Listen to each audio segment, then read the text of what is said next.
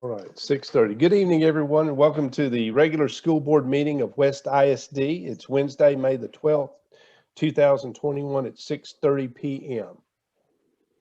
Pursuant to Governor Abbott's temporary suspension of open meetings laws issued on March the 16th, 2020, the special call board meeting of the West ISD Board of Trustees will be conducted via video conference and telephone call. Video conference will be audible to the board and the public and allow for two-way communication. The Board of Trustees will not be physically present at one location, but a quorum will be required for the meeting on the video conference or call. The public may access this virtual meeting via the link found on the calendar on the West ISD website at www.westisd.net. And a link to the online agenda is also available under the board's header of the same website. Any public comments must be submitted between 8 a.m. on Monday, May the 10th and 4 p.m. on Tuesday, May the 11th, 2021 by emailing the comments to the public comment at westisd.net. All public comments shall be submitted to this email address and will be read to the Board of the Trustees for consideration. At this time, I call this meeting to order, verify that a quorum of board members is present, and that this meeting has been duly called and that notice of this meeting has been posted in accordance with the Texas Open Meetings Act, Texas Government Code, Chapter 551. At this time, I would ask you to please rise for the Pledge of Allegiance, followed by the prayer, both led by board member Reverend John Crowder. The flag is in Mr. Truitt's box window.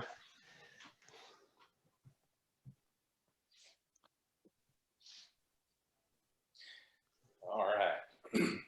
I pledge allegiance to the flag of the United States of America and to the republic for which it stands, one nation, under God, indivisible, with liberty and justice for all. Father God, we do want to thank you for the opportunity to visit again this evening. We thank you for our community and all that it means to us and to our families. Lord, we pray your continued blessings on our community. Thank you for the ways in which you have taken care of us through this difficult year. We're grateful for all the accomplishments and all the good news that we get to share tonight and that we've shared in the past. Lord, we pray you'd continue to guide now. Give us wisdom. We pray that you'd help us to communicate, to understand one another, to arrive at the best decisions, those that would please you and would be what's best for our students. We pray your guidance in these ways. In the name of Jesus, amen. Thank you very much.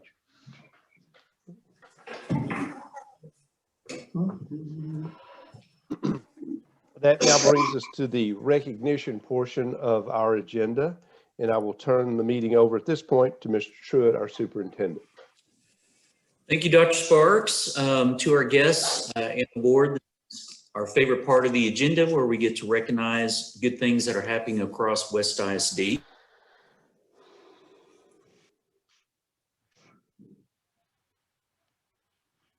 You're frozen.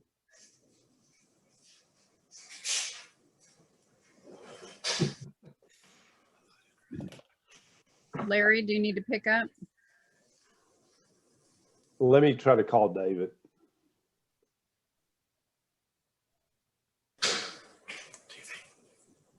I want to start off.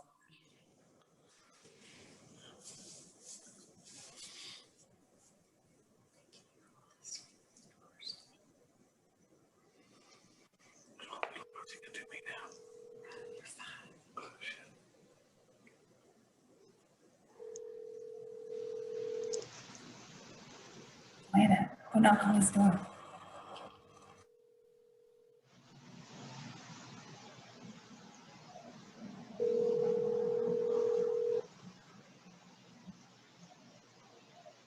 Hi, this is David Truitt. Sorry, I can't take your call right now. But There he is.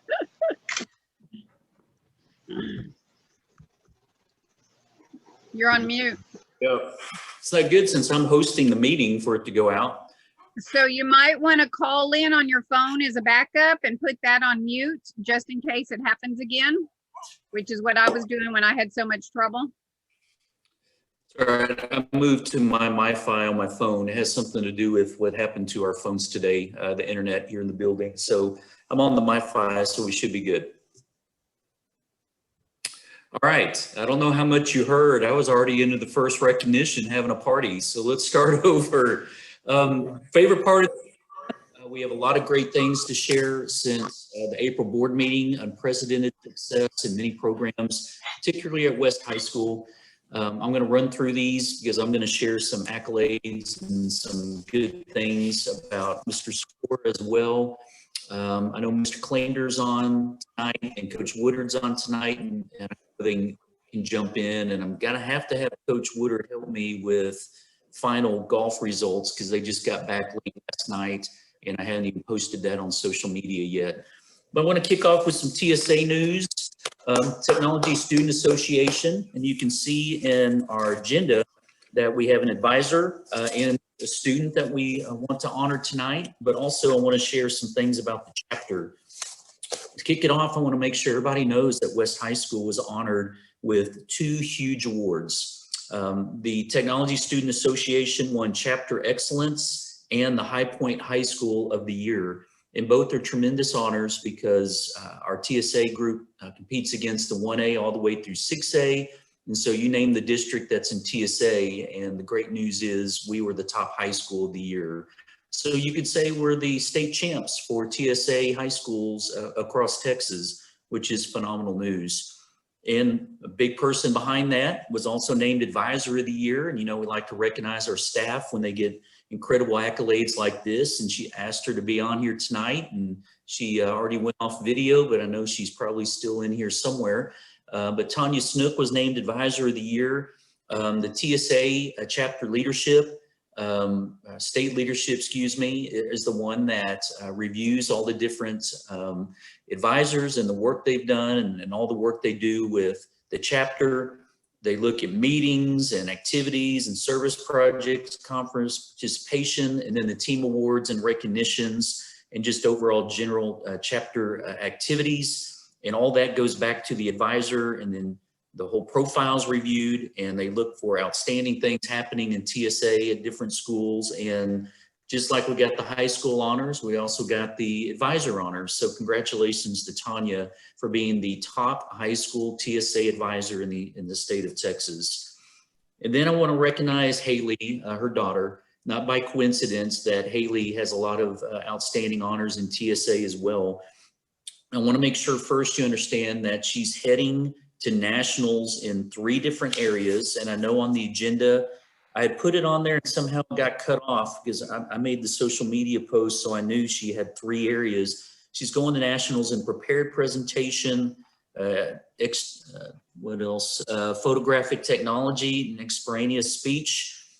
She's also finished in 5th place in 4 events, 4th place in 3, 3rd place in 2, 2nd place in 5, and 1st place in 12 for a total of 26 different places. I mean, she was beating high schools, frankly, by herself.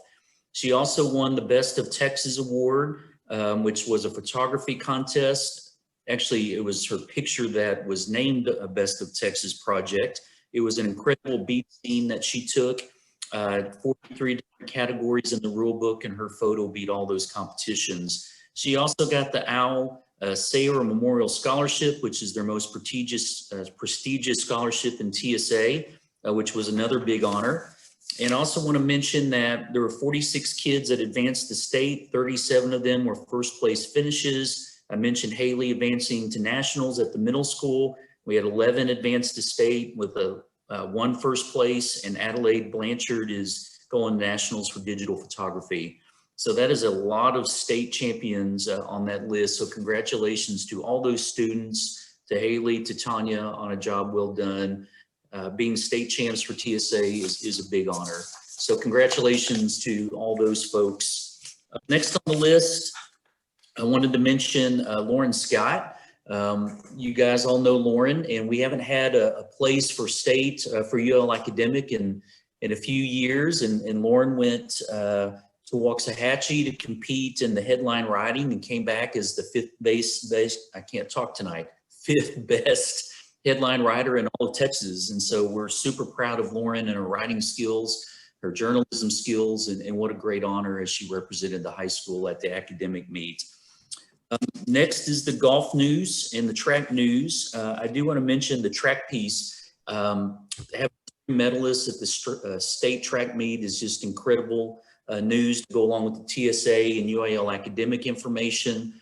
And the cool thing about really all this UIL athletic information is almost all these kids are coming back.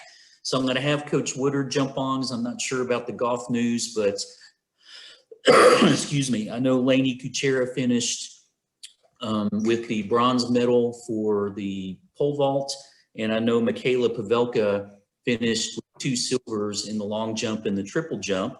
The relay team finished in 7th place. It's a great turnout for track at the state meet. And all this has happened just since we met in April. I can't say that enough. So it's been a great few weeks. So Coach Woodard, help me out with golf and how we finished and what we scored. Sure will. Our golf team just participated in the state golf tournament yesterday and Monday. They finished 9th as a team. I think one of the cool things about it is a lot of those girls down there, you know, they shot their best round of the year on a really tough golf course that they hadn't got to play very much. And so just proud of them. Coach Atkinson, Lainey Hamilton actually finished 12th as an individual.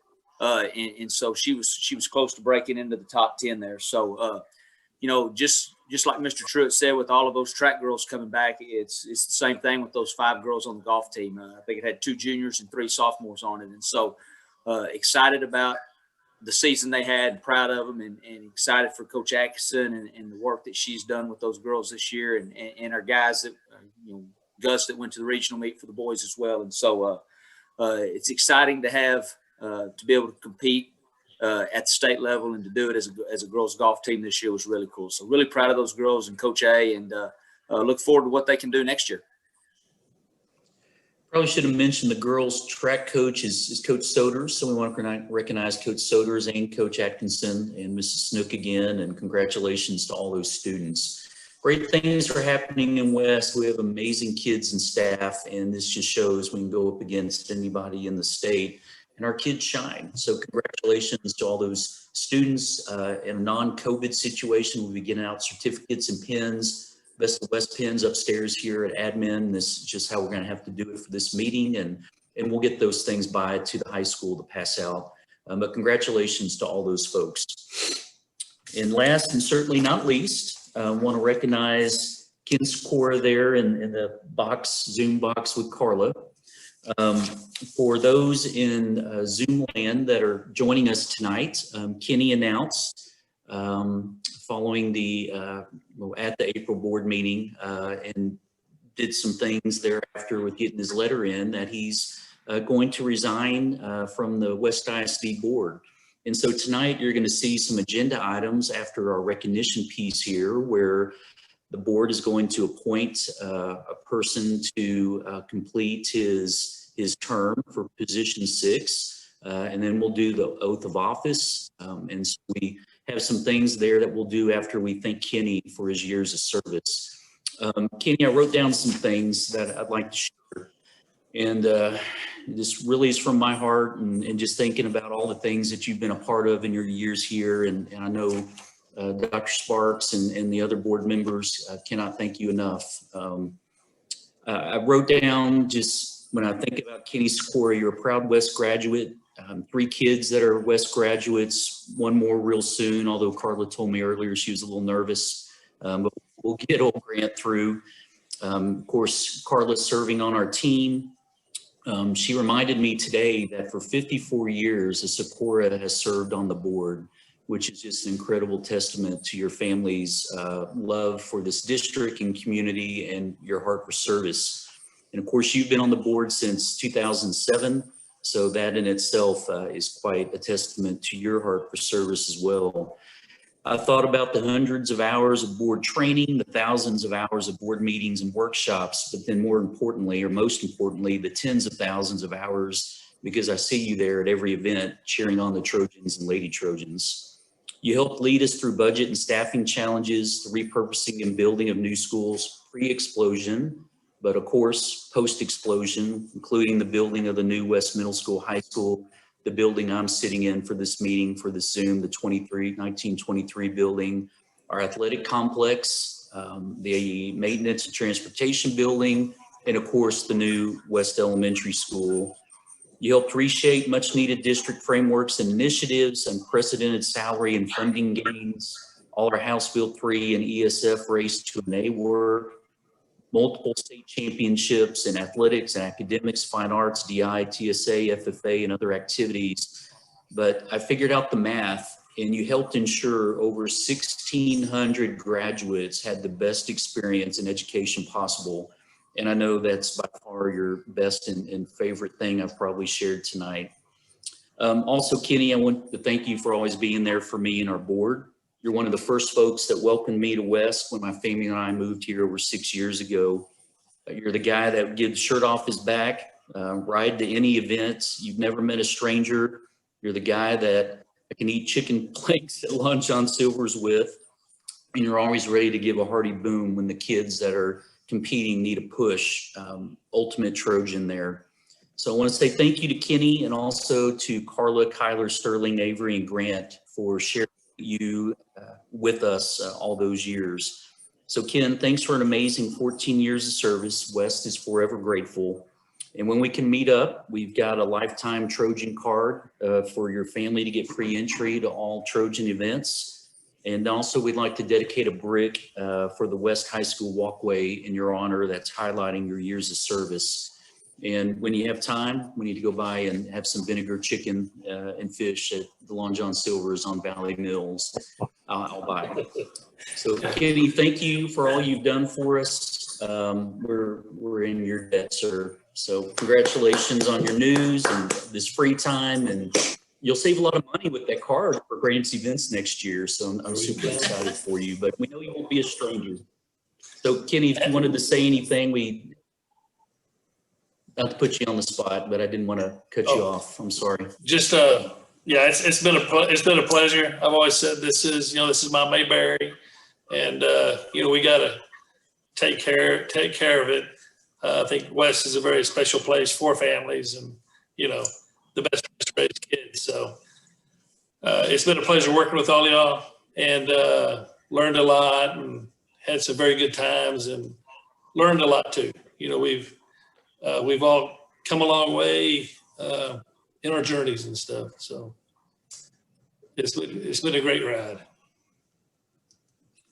Absolutely. I was thinking about our board alignment when we're upstairs, and you've always been to my right and just love to distract me in the meetings, and I can elbow you when we misbehave. Yeah. So I guess John and Holly will move down and the new person will go to that end.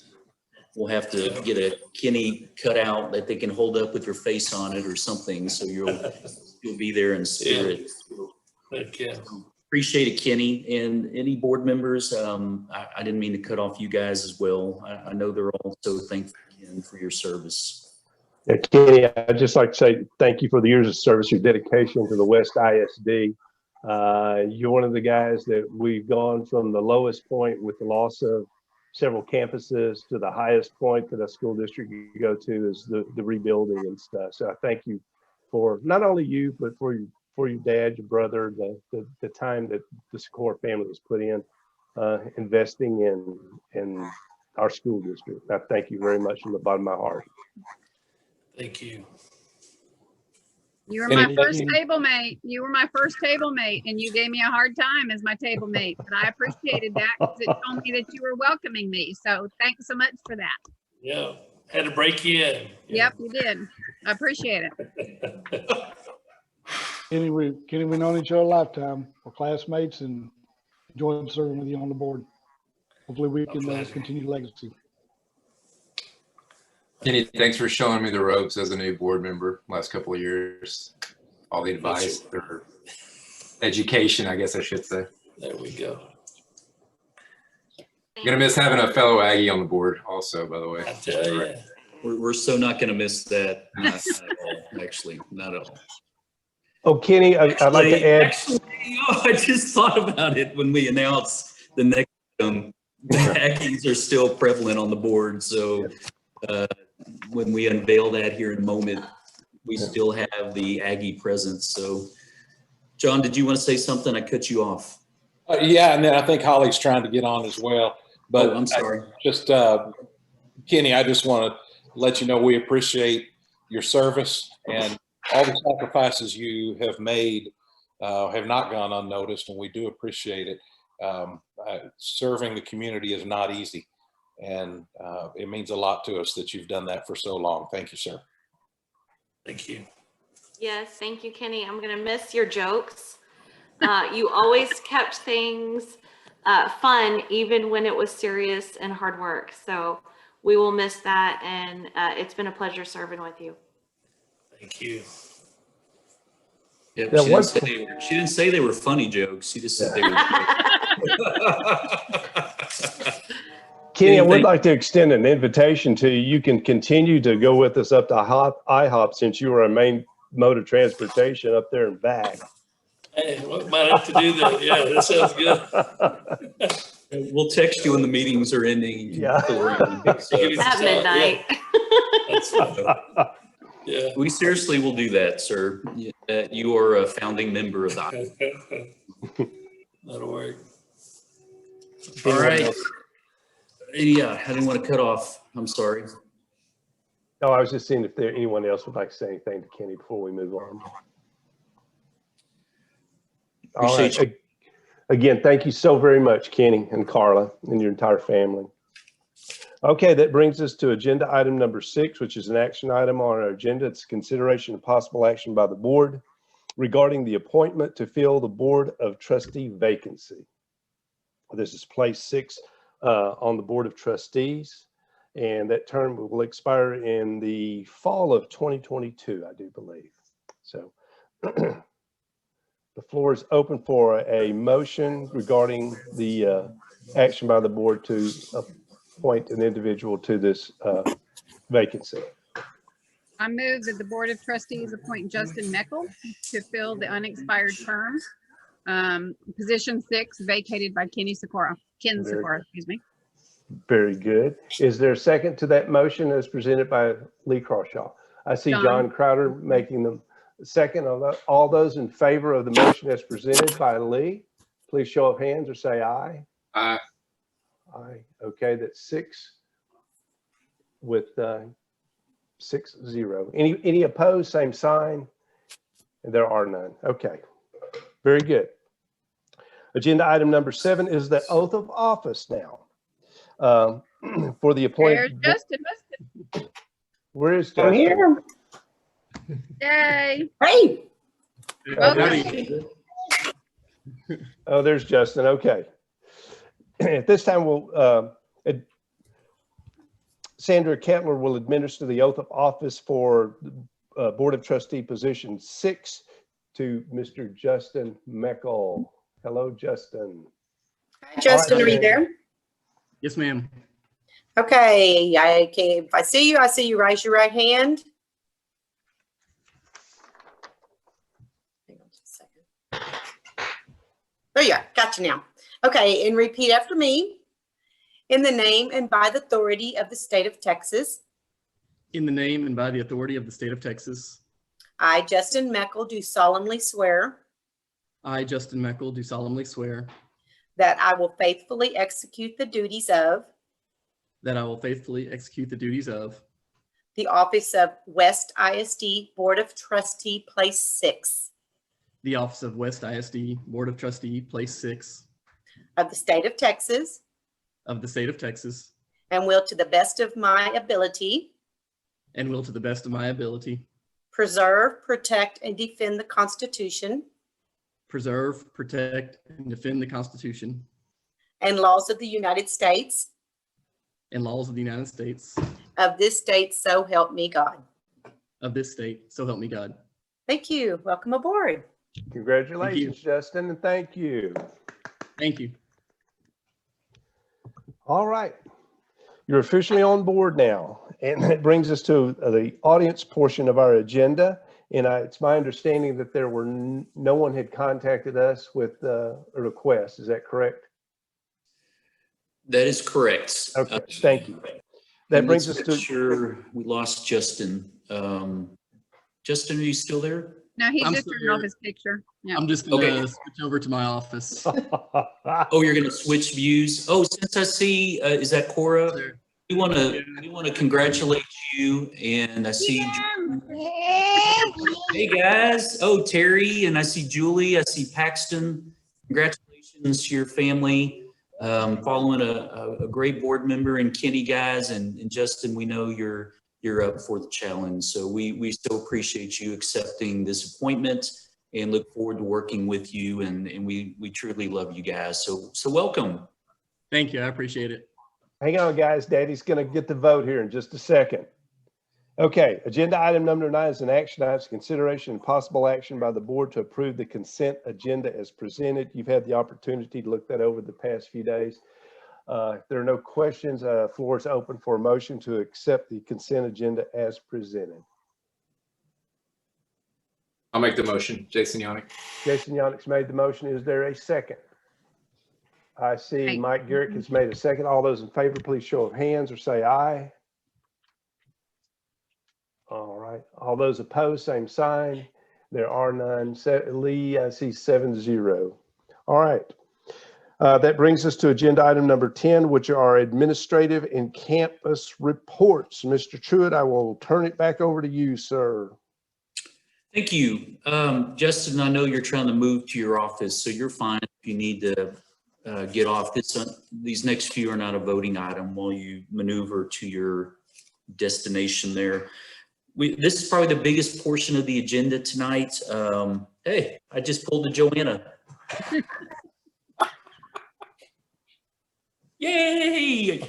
Need Brandon Crowe to bring his stool to my office. That's good. No, he has. We keep playing with them and still can't get it right.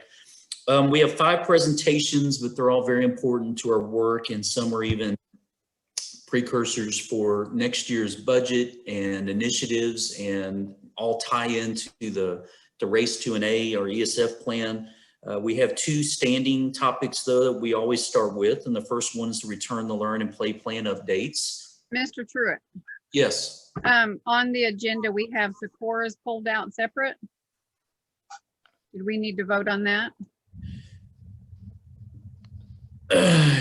I'm glad you brought that up, Ms. Crawshaw. Even though Kenny got off prior to that vote, and so Justin was on, we had it marked as that we would. And so actually, I think Shouldn't have to, David. yeah, we're fine. Yeah, we don't have to vote that out separately because Kenny didn't vote, so we're fine. So Yeah. Justin covered that one, and we don't have to do that pull out of the check register any longer. So we're okay. Okay, and then did we need to make acknowledgement of the other gift that the donation? Oh, thank Or you. not yet?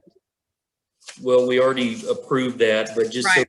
everyone knows, we had a third donation that was added to the agenda. I've got it if you don't. I have it. I have it. Yeah, lay it on us, Lee. I'm sorry. Okay. Yeah. We have a donation of $100 made by Linda Maddox to go to the Junior Historian Scholarships. So that was not in our packet. Just want to make sure everybody knew about it and was okay about it. I believe that one was in my packet. I remember seeing it.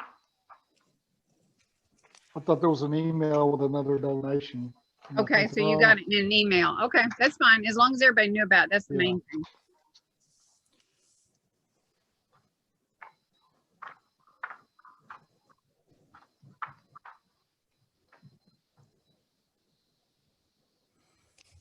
So we're not going to revote on Score Family Ford pullout, and that donation was sent to you guys by Ms. Kettler, so we seem to be good and caught up. Okay.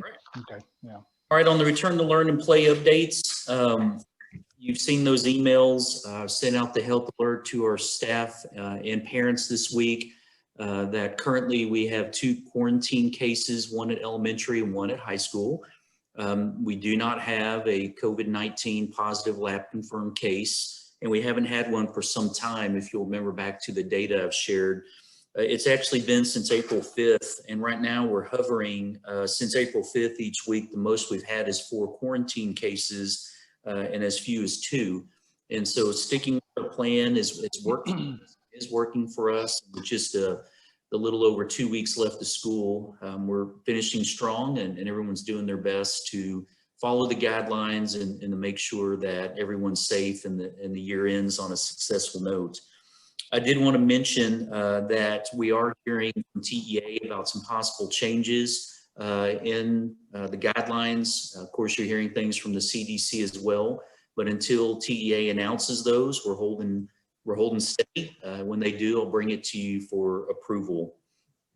I want to make sure you also know we're doing activities where I call it lessons learned from COVID-19, things that we want to keep doing even outside of a COVID year that we found successful for our kids and staff. So we even talked about it last night at the district advisory team meeting and even at the school health advisory council meeting. It's something we're including in discussions with the campuses just to see if there's some things we want to leave in place as we move into August. Finally, when we get to item number 14 on the agenda, I am going to ask you to update one portion of the return to learn and play plans. And if you'll recall, TEA said that the only way we could change those plans was with your approval. So we needed to wait till the board meeting to have this discussion. But what I'm going to ask you to do tonight is to lift the ban on outside groups renting our facilities, because we would like to host baseball and softball games for playoff purposes. We have a lot of neighboring districts and even some districts from afar because of all the rain that need a place to play. And since we have turf and outstanding facilities, we're getting many, many calls. So we want to lift that ban and allow those folks to come and play. Our softball team will have priority, of course. They're playing Academy here on Friday night at 6. In regional semifinal, had to think of the term, round. And so they'll of course have priority, but our baseball field's open and we want to use it. I got asked in an email about our rental fee. It's $1,100. And then of course, anything we make on concessions. And so it does behoove us financially also for our baseball and softball programs to have those fields available. So when we get to item 14, I'm going to ask your permission to lift the rental stoppage that we did for this year, just for these last few weeks of school. Any questions about those items?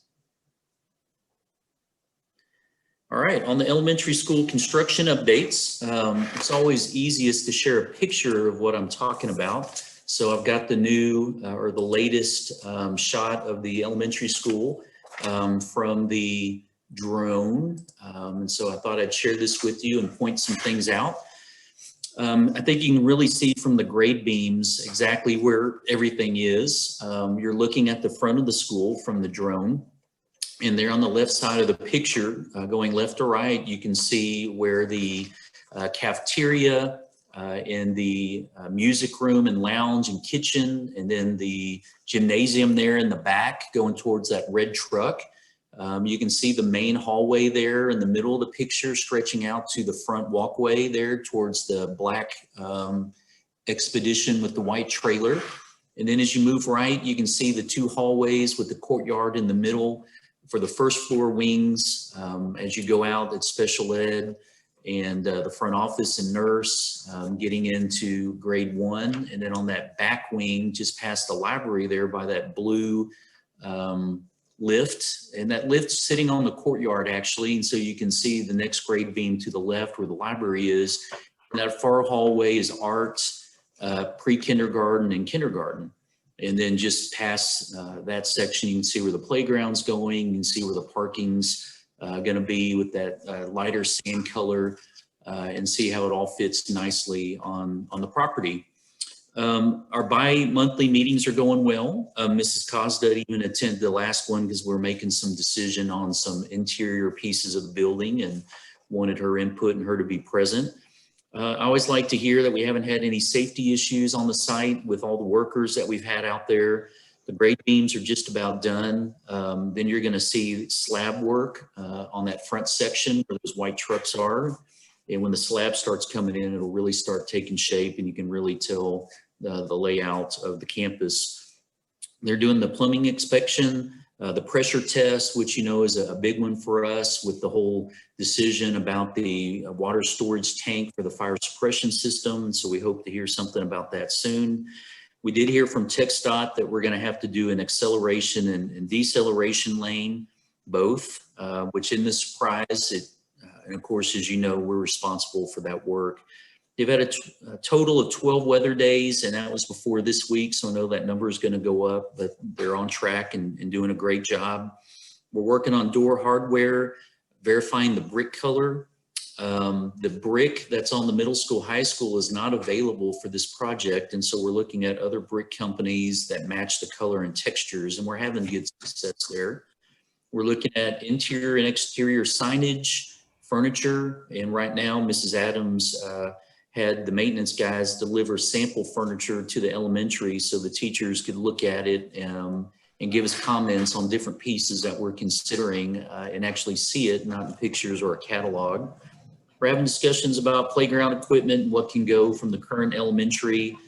The courtyard is a new project for us because originally from the drawings, you'll remember it's a concrete slab, and there's some other things we can do to it with coverings, outdoor meeting areas, benches, seating. And so we're reviewing some things that Claycomb have done at other elementary schools to get some ideas of what we could do in that learning space to make it a viable space for teachers to take their classes outside for outdoor learning activities. We also asked Jackson Construction to give us a demolition bid of the current elementary school, just so we know from a budget standpoint what that might cost if we choose to do that. And so I wanted to make sure we had that information. And also we have a new challenge where those bulldozers are in the pictures going towards Trojan Field. Because of all the water drainage off of the middle school, high school campus, they did a considerable ditch there just beyond those that equipment there. And now we need to have a discussion about the ability to cross it if we ever want to or need to get to the back part of our property from the elementary school. Otherwise, you have to go to the front of the property towards the ticket booth there by the track to get around the ditch to go to Trojan Field. So we got a couple of different ideas that we're talking to them about that we're looking at to possibly make that happen if we need an entry point. Think of it more as a drive and not necessarily a bridge. Once you think we're doing some suspension bridge over a ditch or something, it needs to be something we can probably drive over if the mowers or maintenance or an emergency vehicle needs to get to that part of our property. That's what we learned at our last meeting. Are there any questions about the elementary school that I can answer? All right, fantastic. And as usual, Mike came by and got a tour. Justin, being our new board member, may want to come out. And as usual, if any of you would like to tour and see things up front, meet the Jackson guys, Mr. Norris or I can meet you out there with a little notice, and we can make sure that you get to do that. Just bring your hard hat, and they'd love to meet you and see you. On 10C, this is a new initiative that I've asked Coach Woodard to share some information about. He's going to really present a vision for an in-house trainer on the West ISD team where we have access to them 24/7. But I've asked for him also to share the journey of what we have currently with Baylor Scott and White and what they're proposing as a new program, which you'll hear we don't like, and then what we'd like to do for the 2021-2022 school year. So take it away, Coach Woodard.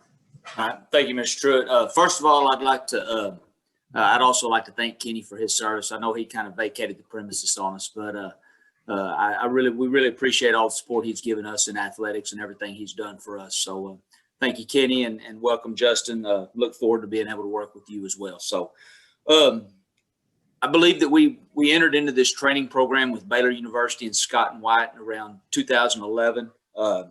It's a 2-year GA program for students to get their master's degree, training students to get their master's degree, gain experience at the high school level, and be able to decide whether they want to go athletic training, teacher certification, athletic training, work in a clinic, and how they want to do. And so we have these trainers for 2 years. It's a 2-year grad program for them.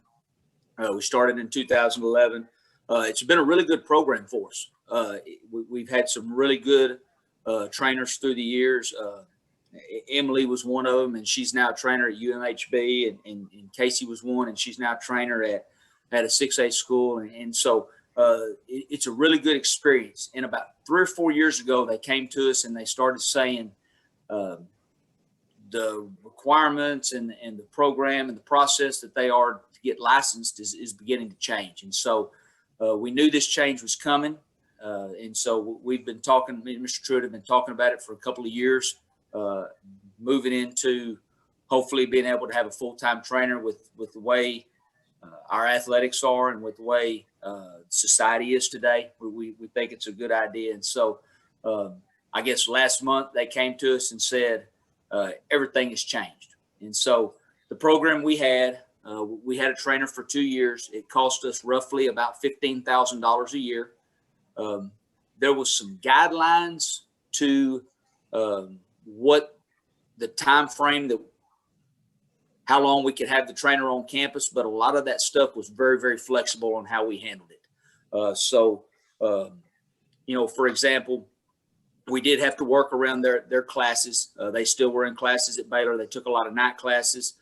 So, for example, if they had a Tuesday night class, they missed every basketball game and every baseball game on Tuesday night. And so there was some drawbacks to it, but for the most part, the program was really, really good for us. Like I said, it was relatively inexpensive. It cost us about $15,000. Another big plus for it was the majority of the schools in our district and around the area were in the same program. So if we were going to McGregor to play a baseball game, then our trainer didn't have to travel because McGregor's trainer that was in the program was there, and Clifton was in it, and Bruceville Eddy and Riesel, and a lot of these schools in our area that we play were in the same program. So we're able to share those people and get a lot of work and coverage out of those things. And so it was really a good program. The biggest downfall of it was after 2 years, you had to change trainers. And so about the time that trainer got to learning our kids and knowing our expectations and being able to understand how we wanted to do things, it was time for them to move on, and we got somebody new. So the consistency there was not really what we wanted. So this, like I said, this year they came to us and they talked about the training program has changes. It's gone from Baylor has completely gotten out of it. So it's gone from a non-GA program to more of an intern program to where Baylor Scott and White has taken it over. The biggest downfall of it is there's 2 downfalls of it. The 2 biggest downfalls are, number one, the price is more than doubled, and it's gone from about $15,000 to about $35,000. And the second biggest downfall of it is they're going to limit the amount of time that trainer can be on your campus or with your kids to 29 hours a week. And I know just take baseball, basketball season, when you get into tournament time and you got 6-day weeks, and that's not very much time in terms of the amount of time that a trainer can be on your campus and be with your kids. And so Mr. Truitt asked me to explore around and visit with some people. And so I called all the districts in our area that have full-time trainers. I actually spent a lot of time with Lorena's full-time trainer and visited with them on what their schedule looks like and what their daily routine is and what they do. And it just really seems like a really good time for us right now to be able to make that move. So we did some checking around.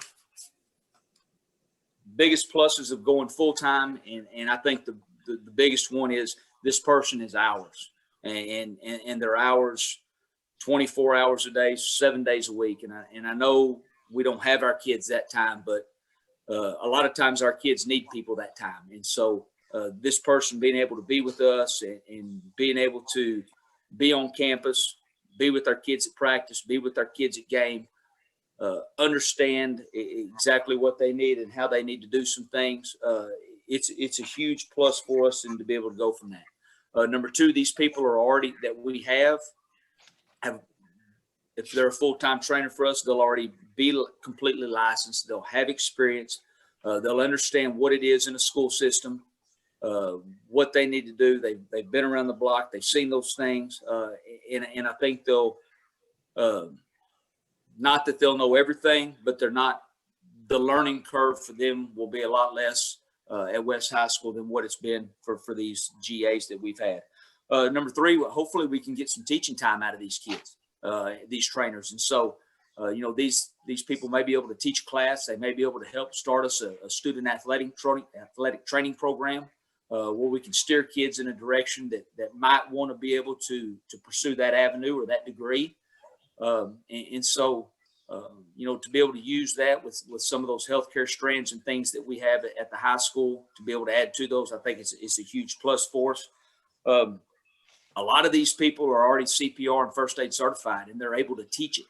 And so our kids at school that have to, I think that's a requirement now that they have to learn through some of those things. Our coaches and extracurricular sponsors that have to be certified and recertified in that each and every year. This person could be able to help handle those things and be able to save the district some money in there. So there's a lot of pluses to this. I think most of the people I've dealt with and I've talked to, the schools around, their trainers are on teacher salaries. I mean, they're on teacher contracts, 10-month contracts, and they get paid their teacher salary per year, the step that they're on, plus a stipend. And so in terms of what we were paying to what we would pay with the new program, as to comparing to have our own person that is a West ISD employee that is a vested interest in West ISD and our kids.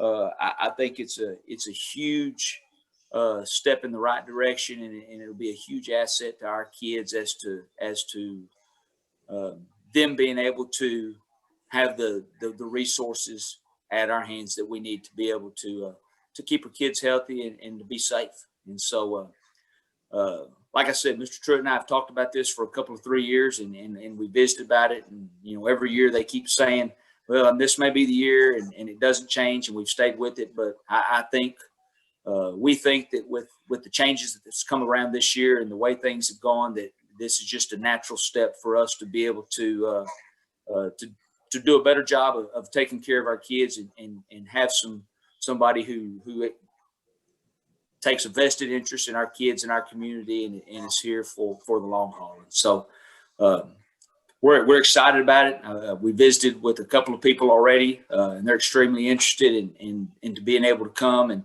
to start a new program and to see what it's like and work with our kids. And so we're looking forward to it and excited as to see how this can go through the future. So does anybody have any questions on anything?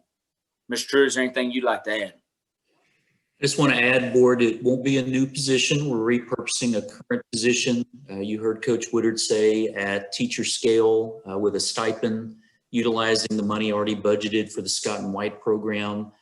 And with the board authority that you voted to give me the ability to hire teachers, I'd send you the packet at that time when Coach Woodard makes that recommendation after we get that process done. So just wanted to reiterate that. For me, guys, we say safety is our #1 priority, and this is another step in that direction, to have our own person available for kids all day, every day. And we're going to find the best person possible. Like Woodard said, we've got a lot of interest because, I mean, who doesn't want to be a Trojan? So it's exciting, and we've got some good candidates. So I also want to reiterate, because I know you guys your ears perked up in a little bit when you heard the part about the student trainer piece. What a great piece for our health science strand to have those kids get the this health trainer piece, working with the trainer in the training room, and to get some of those skill sets before they graduate from West High School. And so I just love hearing that piece for that strand, where kids can get real life experience in the trainer's room doing some things. So a lot of potential here.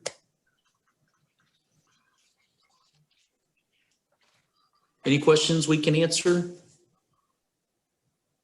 Just thinking ROI, you know, the return on investment concept, I can't see paying 30,000 to stay kind of close to what we've been doing compared to a position that's really already kind of budgeted that we get a whole lot more out of.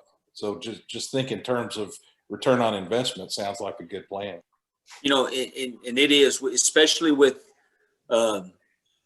the facilities we have and us hosting our own tournaments, baseball, softball, basketball. We're having volleyball tournaments next year. That person, regardless of the time of day of those games, will be on campus with us to be able to help our kids, other teams' kids. And it's just, it's a big step in the right direction for us to be able to just take care of everything that we need to take care of. Be able to mentor some of our students that are interested in something like that in their future. Can't hear you, Justin. Can you hear me now? I can hear you now. All right. Do you see that they would be able to mentor any of the students that are interested in something like that as a career path?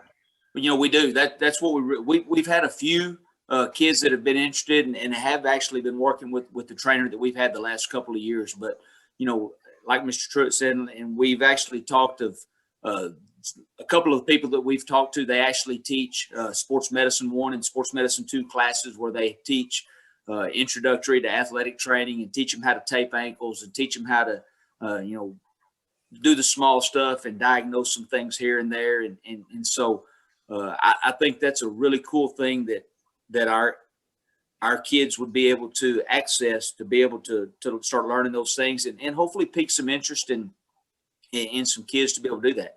You know, not only that, to be able to get some kids interested in going out and having a few more kids at baseball and softball games and helping and seeing and being a part of those things. So I really do. The people that we've talked to and even just the trainers around that I've talked to about how they do things and what their daily schedules are. That's one of the biggest things they've talked about is getting more kids involved in doing things through that. And so I really think it will, and I really, really hope it does get more of our kids involved in stuff like that. So we're talking about one person taking care of all of our sports. And so I know just from my experience with my boys, there was a trainer around for basketball and for football, but how does that expand out into some of the girls' sports, softball? I have no frame of reference for what that looks like. Yeah, and the fall is really tough with football and volleyball going on, and the great thing about it is every one of our facilities are right here together, and so when things are at home, you know, they're just a text away and from being from the football field to the gym in 2 minutes and stuff like that. And so the biggest thing is the majority of the way things are handled is those trainers stay and take care of home contests. So if the baseball's playing at home and the softball team is playing on the road, you know, the trainer would stay at the home contest. And you know, more and more schools, or whether they're in the program that we were in or they're hiring full-time trainers, have trainers that stay and take care of their home events. So most of the time, there is coverage, you know, athletic trainer coverage at an event. So it is tricky when it deals with one person, especially in the spring when you got baseball, softball, track, so many things going on at one time. But and I think that's one of the good things about some of the people that we've talked to and the experience that they've worked through those things and they understand exactly how they need to handle that situation and where they need to be and to be able to teach if they have some of those training students, to be able to teach some of those kids, maybe those older kids, hey, this is how you tape an ankle. This is what you need to do if this happens, and being able to use those kids in some of those other situations if they're not there. So basically okay, never mind.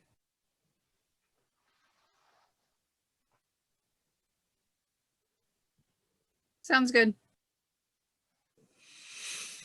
You know, I apologize for bringing it up here at the May meeting because that would normally be like a district improvement plan goal. But like Coach Woodard said, we just found out here since the April meeting about the Baylor Scott and White new plan.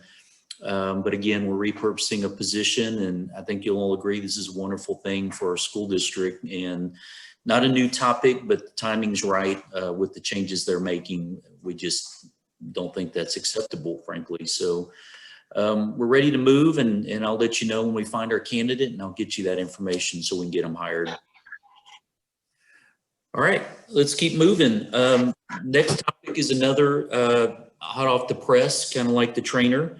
I've sent you information about the new ESSER 3 money we just received, and I've asked Amanda and Joanna, of course, with added commentary by myself, to go through all 3 ESSER funds so you know the differences between the amounts and allowable expenditure, guidelines associated with each. But the biggest part of the presentation will be this new ESSER 3 money. And Amanda's even going to tie it into our Race to an A plan, so you can see how some of the desires and goals and initiatives we've been talking about can actually come true with some of this funding. And so we're excited about this opportunity. So take it away, ladies. I believe Joanna's going to go first. She's going to share a PowerPoint. Yep. Yeah, Amanda's going to help me with that. Thank you, Amanda. Okay. Well, ESSER stands for Elementary and Secondary School Emergency Relief. That came in the term or in the process of the CARES Act, and that was passed in March of 2020. And you'll notice that the time frame there that I list is March 13, 2020 to September 30th of this year, September or 2021. We have that amount of time to spend this money, and it's only a one-time thing. The focus was to prevent, prepare for, and respond to COVID-19. That was the main goal, along with allowing costs for activities that addressed our learning loss.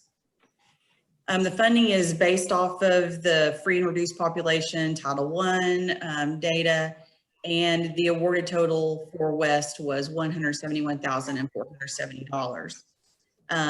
This is pre-awarded, so we can go all the way back to March 13, 2020, and retroactively request reimbursement for the expenses that we incurred starting March 13th.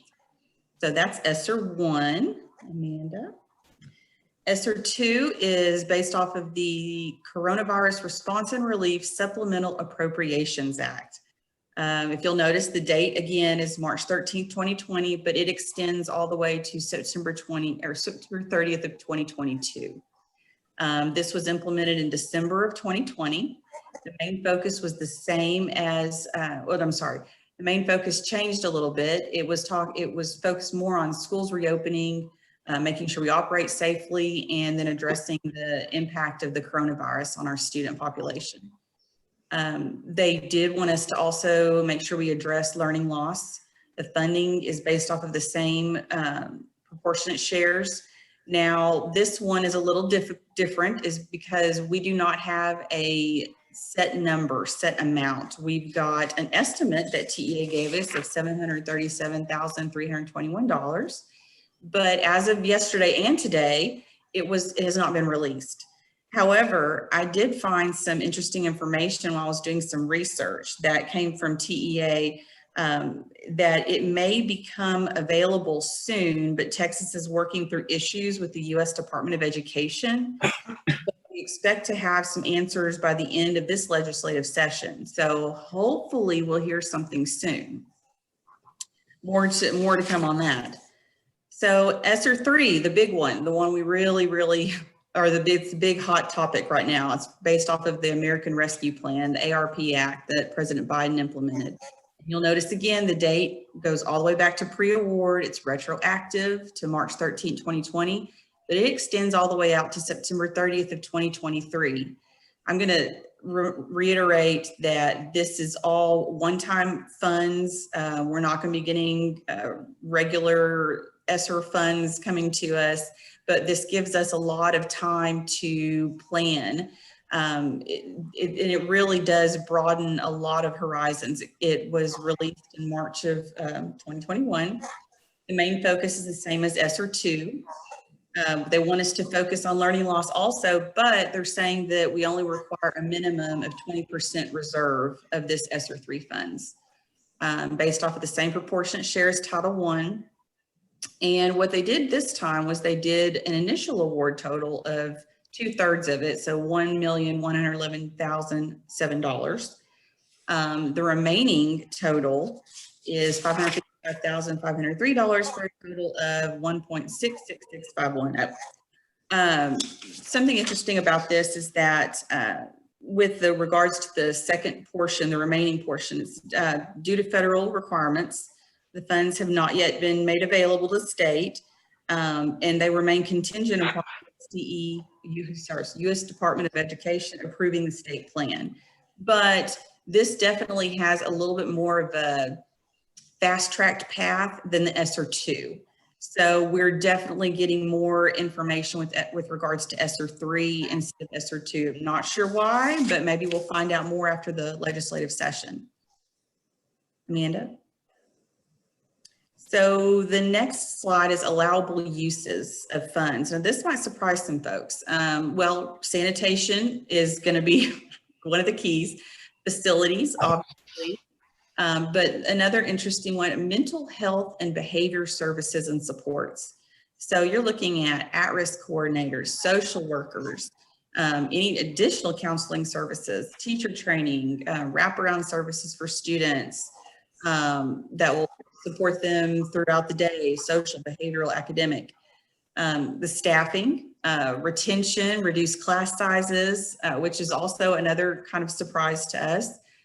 Professional development, which was kind of probably along the same lines of the staffing, but at least it gives us a little more information for dyslexia training, technology, professional development stipends. The next one was extended instructional time. So extended day, extended year, summer learning. Summer learning was something that Amanda and Mr. Truitt had already kind of earmarked for our budget and for another grant, but this is wonderful because this could be an extension of that program. And the last one we listed was technology. Now, we originally thought this was going to be our main focus, technology, infrastructure updates, devices, especially devices. But whenever we realized that there was a little bit more that we could do, we could step outside the box, a lot more ideas started coming into play. And so with regards to the ESSER 3 requirements is the application we have to fill out also has to outline a plan that the district's going to have to follow. And I mean, it has to be word for word, step by step, and we have to follow it to the T. TA will actually be auditing that every 6 months.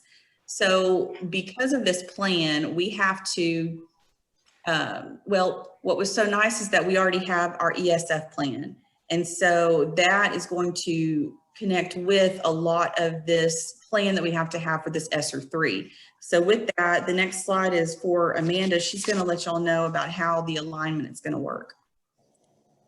Thank you, Joanna. And Joanna's very correct in saying that this is such a blessing. And as you can tell from the timeline she mentioned to you, it directly aligns with the end goal of our Vision 2020 ESF Race to an A plan. So we want to dream big. And what I wanted to do tonight is show you ways that the screen that Joanna just shared with you about the uses of funds line up with our ESF plan. And so I'm going to first hit staffing. There's some examples of what can occur, and these are just for example, tutoring, reduced class sizes, as Joanna said, retention, recruitment, coaching, leadership, and I listed 2 ESF goals that directly line up with that use of funds, in that we are trying to target and personalize strategies so that we can hire high-performing staff and retain them and put them in areas of need. For example, we know that we need to target reading on a major level in grades 3 through 8. and make sure our kids that have learning loss are able to catch up and close gaps. So that would be an amazing way to align these two entities, our plan and the grant. Another one that we have written in our ESF goal would be the 2.1D, teacher placements, being strategic and putting a high-performing teacher with their strengths with the students in most need. And so again, it's about staffing as well. Also, professional development, I feel, has a huge place in filling learning gaps for our students, because a well-prepared teacher feels confident in helping them and in differentiating the instruction to make sure that we are pinpointing what each student needs individually. And so looking at reading symposiums like we're holding this summer, making sure we have high quality materials, technology training, more dyslexia training, that lines up directly with our ESF goals of making sure that we have the correct instructional materials as listed in 4.1C, and that those materials are used to design intentionally targeted lessons for our students with disabilities, our ESL students, among other groups. We also want to use this PD allowable use of funds to look at the high fidelity professional development calendar, make sure we make individualized choices for our teachers that focus on the content that they are responsible for, and have some job embedded training, teacher opportunities that play on the strengths of our teachers and help to provide them with more PD that is meaningful through the use of these funds. Joanna mentioned summer learning, and we had already planned on taking a different route this year for grades 1 through 8, in having an opportunity for our students to come in mid to late July through early August to kind of have a preview of the most important concepts in math and reading for the next school year.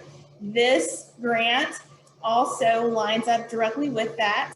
We also are participating in another TEA grant that we were awarded. It's a very small grant, but it allows our teachers to have some training on how to provide summer learning for students, and we're finalizing, trying to make sure that we staff that summer learning appropriately, get the word out. But this also supports our plan to intervene ahead of time, make sure students have a good base before they go into the next grade level in grades 1 through 8. And you can see it's also tied to the ESF goal. There's a lot of other things we can do with this extended instructional time, and we'll work with the committee you'll hear about in a minute to make sure that we use our time wisely and provide some extra time to the students in most need. Technology was on there. Of course, we're always looking to make sure we have the right technology in our kids' hands and in our staff hands, which is another piece of that instructional materials. This will not be the major focus of our use for the ESSER funds, probably. However, it is something we can do to fill in gaps in technology needs for our students and our staff. I wanted to focus a lot on this mental health piece for a few minutes, because this is a big piece of the ESSER 3 grant that I feel is different than what we've seen in the past. And I love that it is included in this grant, because so much of what we do, this mental health and wellness piece needs to come first. And I will say that the beauty of it is they're not only talking about students, they're also referring to staff mental health and wellness. And so we have an opportunity to dream big here and provide some things for our students and staff that we may not have been able to do before. There's a lot to be said for social emotional learning, and for helping our students in crisis to make sure that their basic needs are met, so that they are prepared to learn and fill those gaps. And so that also is mentioned in our ESF plan when we talk about culture and climate and making sure that our school is a welcoming place to be. So it's very exciting that the use of funds is broad enough that we can really target the areas that also align with our other ESF goals, but also you can see some SHAC goals in this last one, and we had a very healthy conversation last night in our SHAC meeting and our DAT meetings about the opportunities we might be able to explore. Yeah.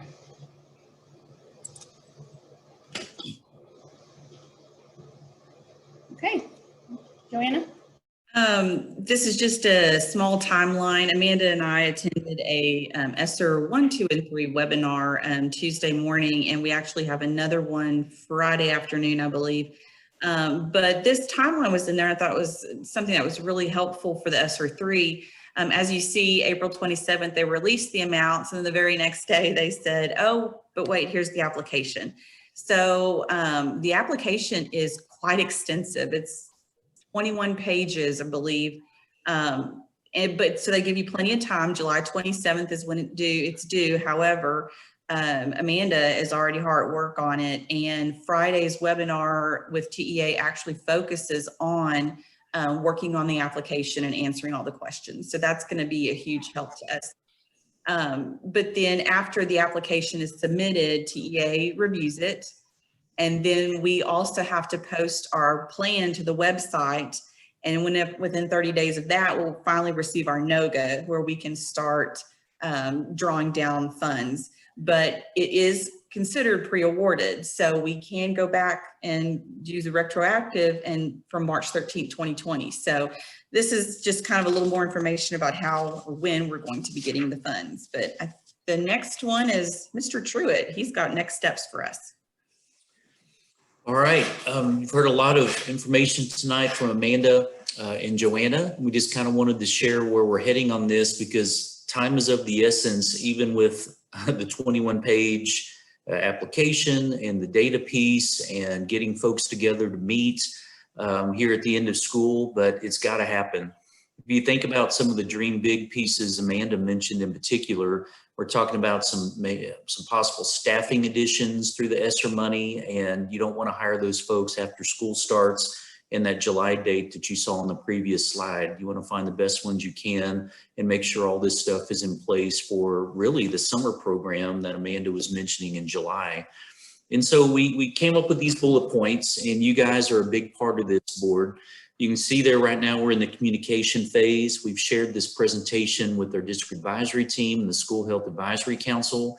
Mrs. Mossick sent it out to the principals today so that they could send it out to their staff members. We're sharing it with you tonight. We're going to start a website, as you can see on bullet point 2, where we'll publish and be as transparent as we can about all this information with links and handouts. A way to get a hold of me if they have questions. And then number 3 is what we've been working on the most, is figuring out the advisory committee. Think of it as a strategic planning committee, but with required positions for folks that we have to include on this committee by titles and roles and expertise, kind of like the SHAC, where it tells us you have to have a clergy and a law enforcement and a social worker and so on. This advisory committee has those same type of required stakeholder representation. So we're thinking about who those people are. It's going to be a rather large committee, which we're fine with. More brains and information and ideas that we can get into that room, the better, as we dream big, as Amanda put it. Bullet point 4. We've got to review our data and how it ties into the ESSER 3 guidelines and requirements.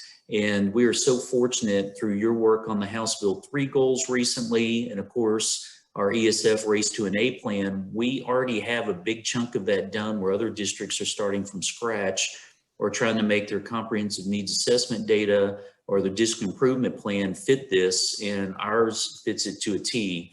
And you already saw that with how Mrs. Adams showed you how it fits in those previous slides. We have to hold these advisory committee meetings, of course, open in the public. We'll record them and post them. We know it's going to take more than one to work through those 21 pages and all the requirements. And you can see that in the next bullet point where your piece begins with a board workshop after these advisory meetings, so we can share with you the vision and the work. And let you guys ask questions of us, and we'll ask some members of the advisory committee to come present and share the information with you. We have to have at the regular board meeting or a special called meeting, whichever route we go, a public hearing. where our plan's presented and anyone can ask questions of it or give input. Then we need your approval, and then it goes to TEA, and you heard the USDA DEA piece. I'm combining the ag and the education department there. Sorry about that. DOE. You can see a new piece of this, unlike any other plan that we've submitted, there's a review piece of every 6 months. And it's very important that when we roll out our plan for approval, that it's exactly what we want to have in place for the first 2/3 of the money as Joanna presented, because you have to go all the way through the process again if you want to amend or change your plan. And we'd rather be all in, focused, did it all right on the front end, so we don't have to do that. You know, Joanna and Amanda, I've been talking in particular about how this is really a 2-year grant. So we have 21-22 school year, 22-23 school year to dream big and to make those pieces of the ESF Race to an A come to life in our schools. And then the money's gone. And if we don't use it all, it just goes. And so we need to spend every penny on our kids and staff related to these goals. And if it's things that we see great results from and that we value and that we want to still have a part of life in West, then we have to take it over for the 23-24 school year within our budget. And so it's very important to remember that as we think about things that we want to do with our kids over the next 2 years. We also have to be cautious with those dollar amounts. It's not even a straight split over the 2 years with the 1.1, and then we get the additional little over 500,000, closer to 6. That's not even an even split. And so if we're thinking about a plan to put in place for the first school year and then the second, we have to make sure that we can fund it appropriately with that dollar amount over both times, because we're not sure when we're going to get that 1/3. And so we've got to be ready to make sure everything rolls out properly for budget purposes. And so that was a lot. I know Ms. Crawshaw has already volunteered to be the board rep, but if any of you would like to join the advisory committee as well, I'd love to have you. The more the merrier. Of course, if we get the 4, we got to post as a board meeting for quorum purposes, but we got the workshop and the meeting coming up for you guys. And of course, I'll keep you posted on progress through my many emails to you.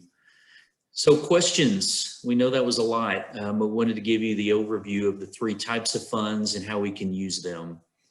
And remember again, 2 we haven't seen. That was the Trump plan, and it's held up. Obviously, Biden's pushing his, and it's the greater amount with the more bullet points as far as how we can spend it.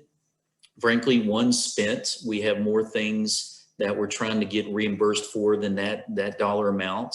And so all our focus right now is on ESSER 3 with the hope we get that ESSER 2 amount to add to it. So we'll see. So this is so exciting. I love y'all's ideas, Amanda, the summer program. Oh my gosh, this is a really awesome, really exciting, great ideas. I'd love to help in any way you need it. I don't want to take credit. We did some brainstorming together. We got a bunch of people together. So, but I love how it all fits together, and it's such a blessing to have it all come together and fit with our already plan that we can just expand. Amanda, will you share some of those brainstormed ideas? I heard crisis counselor, reading and math interventionists. I heard some para help. I heard social workers. I heard professional learning opportunities, new materials. I mean, I heard some great things. Did I get them, or there's more? Definitely, as I mentioned earlier, have an identified reading need. And so adding some reading help for our FNP LLI, that's a lot of letters, intervention program at the elementary, and then a long needed shot in the arm at middle school, adding a reading interventionist to catch the kids who have made it that far but still don't have those skills. David did a great job of mentioning a lot of the other ones. Mental health and wellness, we feel like we have a huge need for a crisis counselor to add to our counseling suite, to be on hand to deal with some of the things that our counselors see every day that need more attention. We had a great discussion last night at Shack about that. Very needed. We've talked about pieces for our staff. What could we do to help encourage wellness and give them the opportunity to feel good about themselves and their work. That's a piece we've talked about for a long time that could come to fruition. So the staffing really looks like intentionally looking at our data pieces and how those look in the ESF plan, and then being able to expand those opportunities in a way that we hadn't thought about before. David, what did I miss? A lot of PD. We've talked about doing more individualized PD, finding our teachers' strengths and then helping them to share those with others, and whatever we need to do for that. Doesn't cost a lot of money, but it does have an impact. We have a need for more writing, formalized writing program. We've been looking at several. We'll work with the principals on that and the teachers. I think I wrote down a mental health piece for parents, like a parent academy, parent training, continue on with that. And then a baseline training for like custodians, food service, all the other staff that don't usually get that training to, if they overhear something they need to report. I know I, for one, would love to have that training, and I haven't had it. So, I mean, that really interested me, but the health fair, special ed paras, all campuses, middle, high, elementary, I just wrote down a lot. So anyway, just throwing that out there. It makes everybody who's involved in education, no matter what the job is, part of the team of ensuring that we have support for our staff and students fully in a global manner. Yep, absolutely. There were technology pieces, grade 3 books to take our one-to-one initiative down another grade level, since they do online testing on STAR as a requirement moving forward. And it stopped at grade 4. We talked about having a mobile device like a Chromebook for staff, because right now they have desktops that they can't take to and from school if they need to work. And so that made it on the list. A lot of great ideas are already on our butcher paper here in the office. So, but we need to have data-driven decisions about how we're moving forward, and that's where this committee will come into play as we get price tags attached to these ideas and how it fits to the data and the ESF plan, and then we can move forward to presenting it to you. I can't stress enough that time is of the essence. We want these things in place again for the start of school, and so we've got to get rolling. If I may, I don't have a question, but I've been in several workshops where they've presented information about ESSER, and that Texas overall is receiving $19 billion to be divided amongst everybody. And Texas is only one of 2 or 3 that it has not been divvied out yet. And so that's being held up by our state government, and that Abbott is trying to find ways to substitute this federal money to take the place of the state funds. And so we need to make sure that we keep our ears and eyes open to make sure that our funding that we normally get is still there. And this is an addition as opposed to a substitution, so that we are not blindsided by anything. I'm trying to think. I made a bunch of notes before tonight trying to see what else I could add. But that's the biggest thing, is that it's not the federal government who is holding it up. It is our state that is holding it up. And there are several school districts, big school districts. I know Austin, I think Houston ISD also, the trustees have sent letters to legislatures saying, release this money fast. Don't hold it up in all these crazy, lengthy ways that they're doing.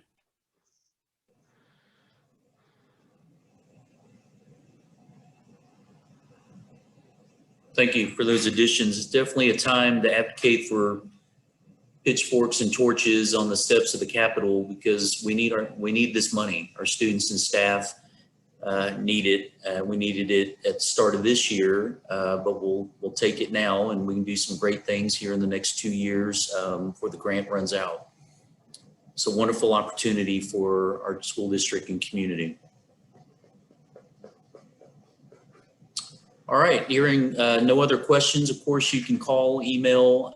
There are tons of resources. You can just Google ESSER, and we gave you a couple of things in the packet that we didn't present tonight as handouts for you to look at.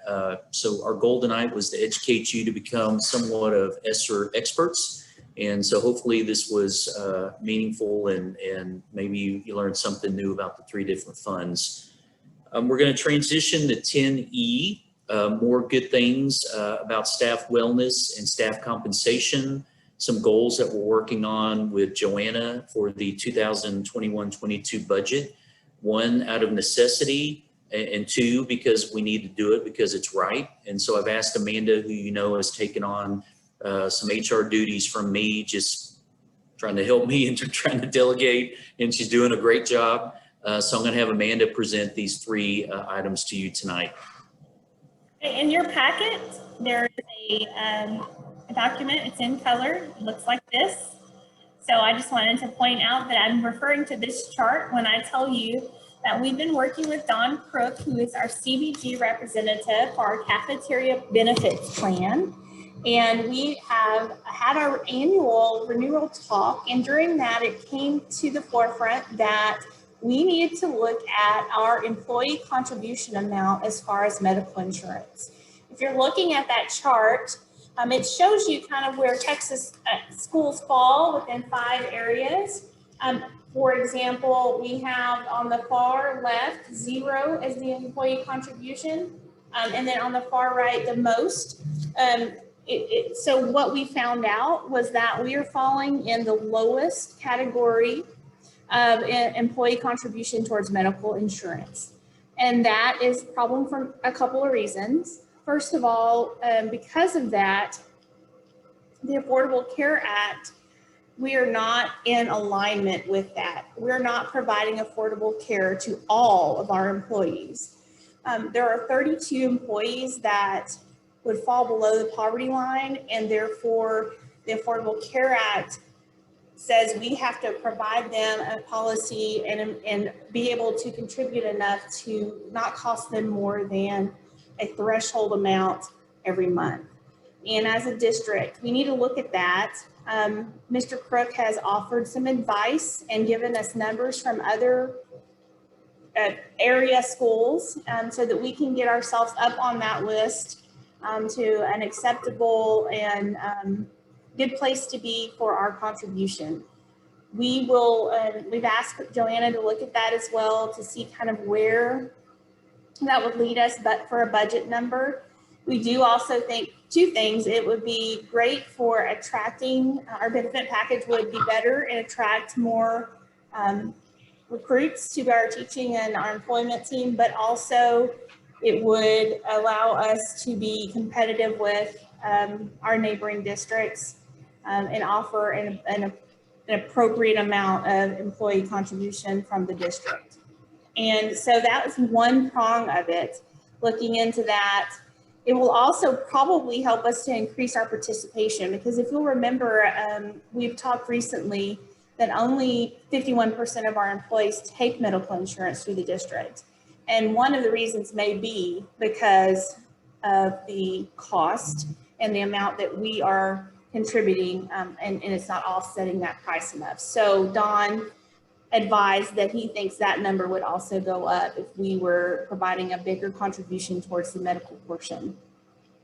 The second leg of that is that our life insurance policy that we provide. And before we get off that topic, since this is just a workshop, will you share what we're proposing and what we currently, and what budget impact that would have, just so the board can hear those numbers? And again, these are budget figures. You know, again, you'll approve the budget in August to make it official if we can figure all this out now and then. But we have a goal in mind. So will you share that, Amanda? I'll absolutely do that. We are currently contributing $235 per month towards the employee's medical insurance. to get to the threshold we need to be for the Affordable Cares Act, we need that to come up at least $50. And if we could get it to an even 300, that would set us up for the next few years to be competitive, where we could then review it again 3 years down the line. Now, if we only get it up to the $50, we go into about a 285. With the rate increases, we'll be okay this year. But remember, the 235 and threshold to move it to 285 is with current rates. We've already been told TRS is going up. They just don't know how much, and they're not going to release those rates until June. So as we make a decision, we need to keep in mind what we can afford as a district, obviously through Joanna's numbers, but also a goal of setting us up in a good spot for 2 or 3 years is better for us all, you know, employees and us. It covers us for the Affordable Cares Act piece and the poverty level piece for our employees that would fall into that, and just provides a better benefit. But yes, 235 currently, we need to get it to 285. It'd be best to get it to 300.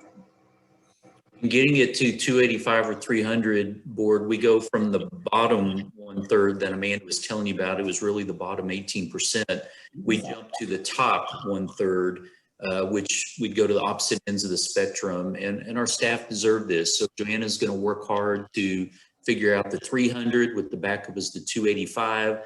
That will provide us some wiggle room for at least 3 years, as you heard Amanda mention. So this is a priority of the budget. So can we look at past increases to see if there's some sort of pattern that we can kind of guesstimate where we're going to? For the CRS?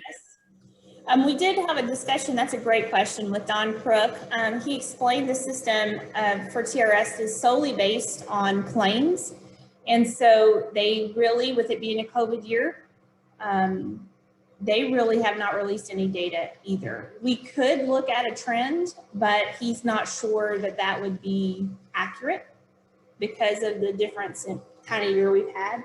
So, and I believe that's that in the legislative session. There's some bills in the legislative session to do with TRS. And I think that's what's holding it up, is they're trying to see how much they're going to have to change the rate. And I would add, it will go up. And so us upping our participation piece is another reason to do this, so we can help offset the rate increase, because they've already told us there's going to be another. I just was thinking that if there seems to be some sort of steady, I mean, a general area of increase that we might get a guesstimate of. I know that they anticipated that the pregnancy rate would go up, and in fact, it has not, is what research is now showing, and that accidents overall are down because there was so much less travel. So there'll probably be less claims in both of those areas, but that's the end of my offer. I will reach out to Mr. Crook and see if he has any ballpark idea, if he's heard anything. I know they keep an ear to the ground what's going on with legislative session, as well as have a communication piece with CRS. So I'll see if he's heard anything. The other thing on that, Lee, is not all the plans do go up each time. It's usually 2 of the 4.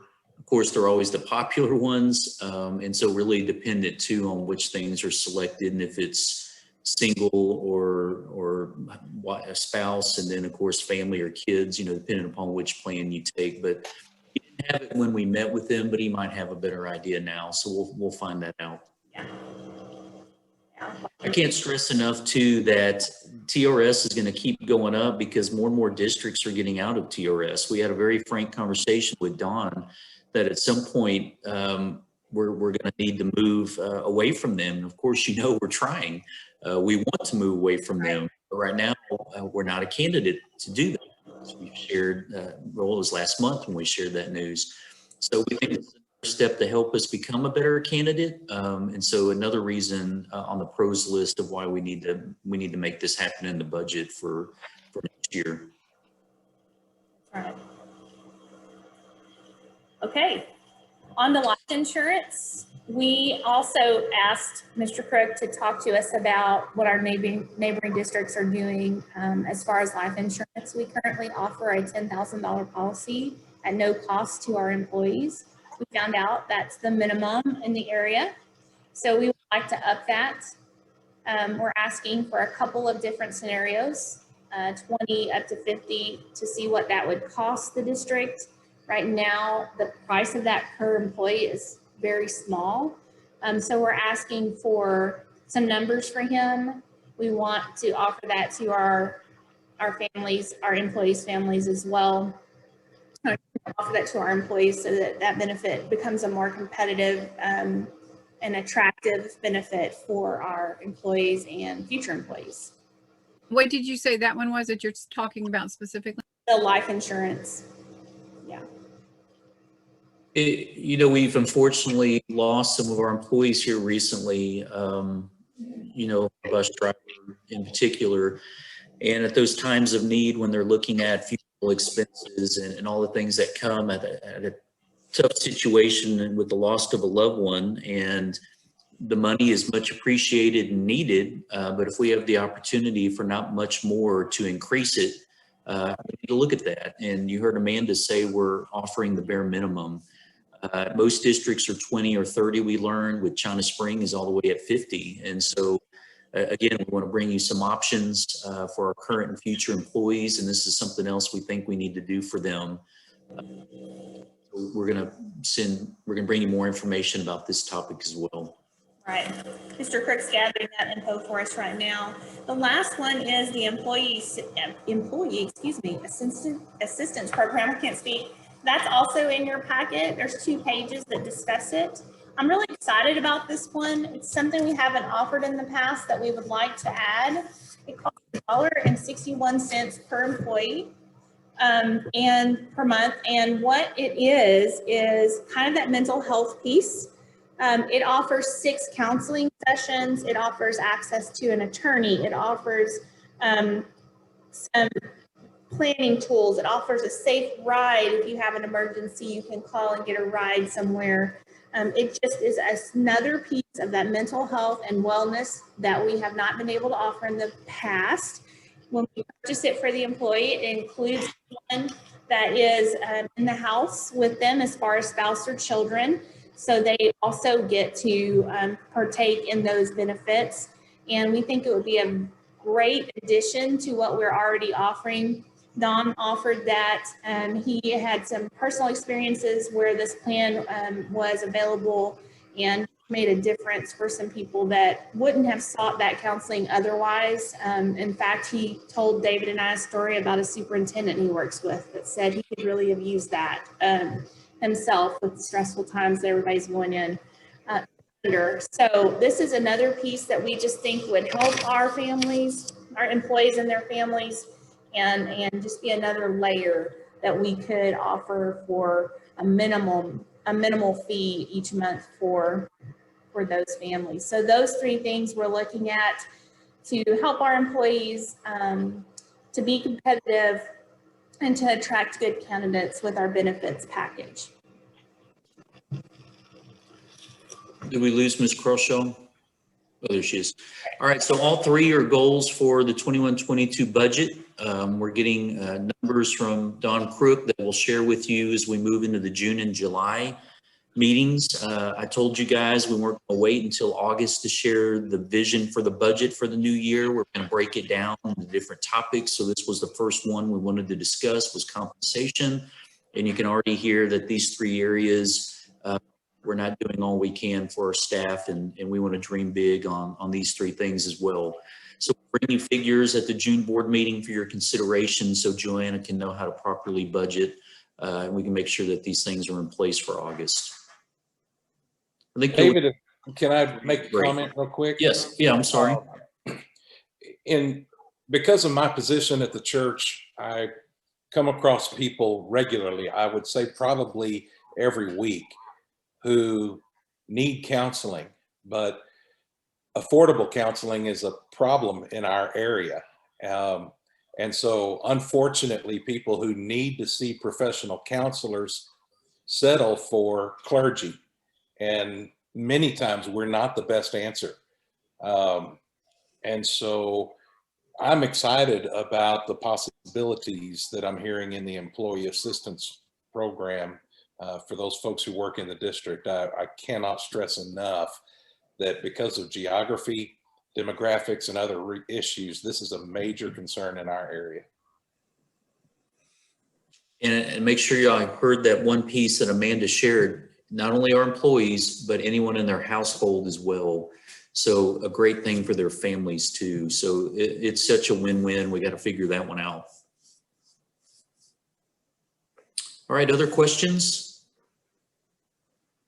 All right, so tonight it was an information discussion, and we'll bring you some pricing and plans for your consideration at a future meeting.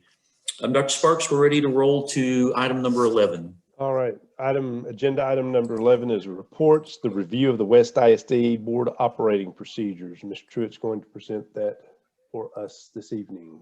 Yes, sir. I think the easiest thing to do is show you the documents. You're all familiar with this. I went to the page as requested, or as discussed, excuse me, at the April board meeting. And so if you go to page, excuse me, scrolling here. There it is. If you go to page 9, there's the section about graduation, and using the wording that's already in place for the 5 procedures. I added this A under number 2. And again, tonight's not for action. It's not for a vote. It's a first read, if you will. So we can get some discussion going and feedback on what I've typed up here to see if I'm on the right track. And so we discussed about former school board members being able to still do the conveyance of the diploma for their immediate family members. And so I added this line under the exceptions about family members that we're going through right now, actually, with our senior class as they select and tell me if they're related to anyone. We have had one for Jason Yannick from Trey, and so we're getting those in. And so this new 2A, this addendum says the conveyance of the West High School diploma may also include an immediate family member of a former school board member. And it's exactly what I heard you say. I made some notes from the last meeting. We did say immediate family. We did say former school board member. And so if you'd like me to change anything here, what do you think, I guess is what I'm asking.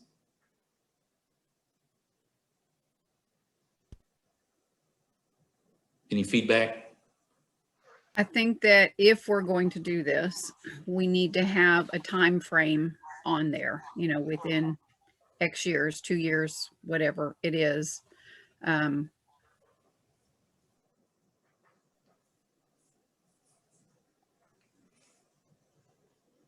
I can add that. I just need to hear from the other board. I guess I don't know how.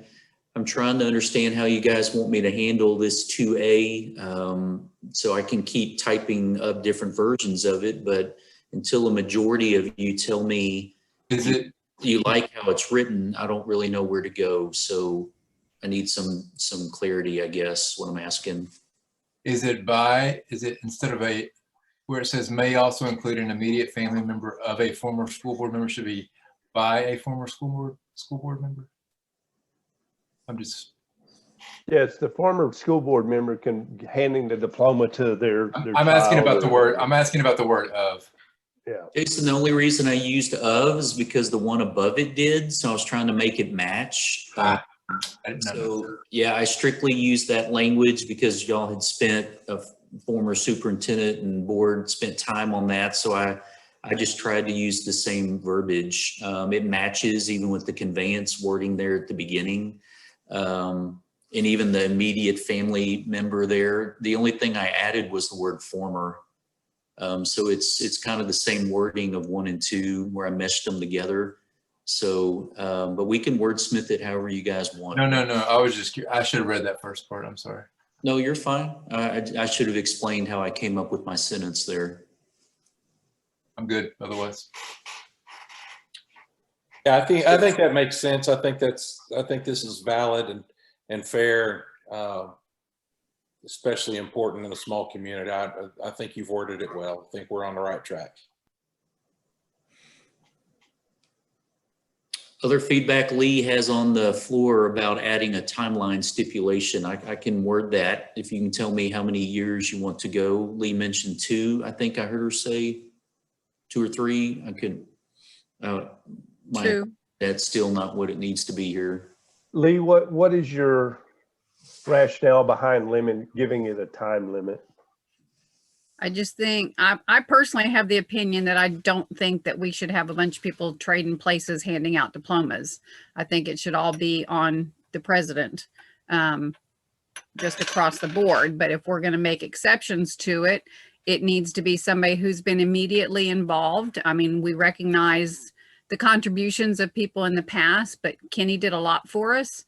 And so to say, you know, within 2 years, within 3 years, whatever, just so that it doesn't get drug out to be, you know, 15 years from now when I have a grandchild graduating. Well, that's the reason I said immediate family member.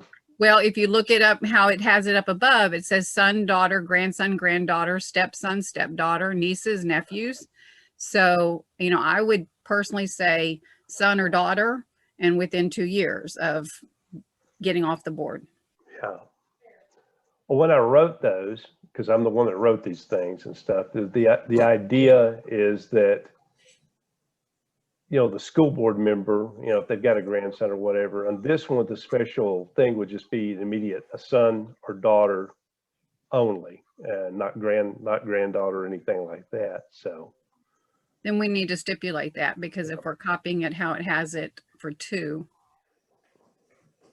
We probably should include stepson or stepdaughter possibly as well, correct? On the 2A? Yes, sir. Yeah. Son, stepson / daughter, stepdaughter. But I would limit that as an ex-board member, because you don't want somebody that's been on the board 10 years ago and then all of a sudden they've got a granddaughter and they want to come back and hand it to her. That is not the intent of that. Why don't we just consider removing it after a period of time rather than put a stipulation? Is it something that can be removed? Sure, we can vote on it to remove it, but now we're saying this is just the exception for an upcoming possible situation. Yeah, and I would add on to this that the request could be made by a former school board member, but it would have to be voted on by the present school board member and stuff. So, or present board members.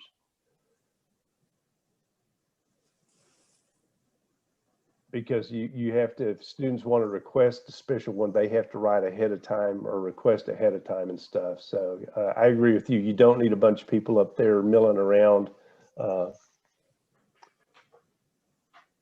trying to hand it. We kind of ran into that problem once before. So.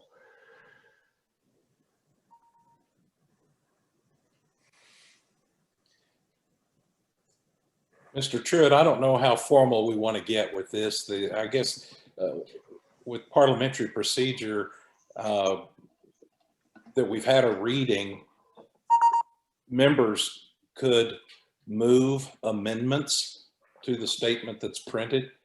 If that motion to an amendment gets a second, then we vote on the amendment. That avoids any one person or trying to please everybody putting in their own bits and pieces that might take more than 1 or 3 or 4 meetings. Perhaps we read this time and then we come back next time ready to make our amendments and vote on each amendment.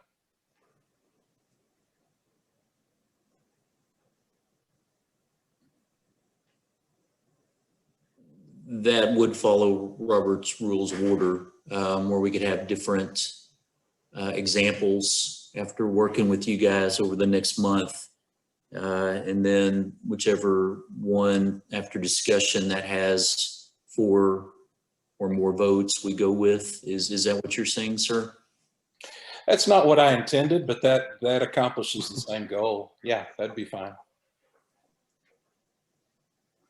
I feel like we're close because the approval piece Dr. Sparks is mentioning is already there. They have to submit it and we have to go through it and it has to be reviewed, as number 3 says, because these go together.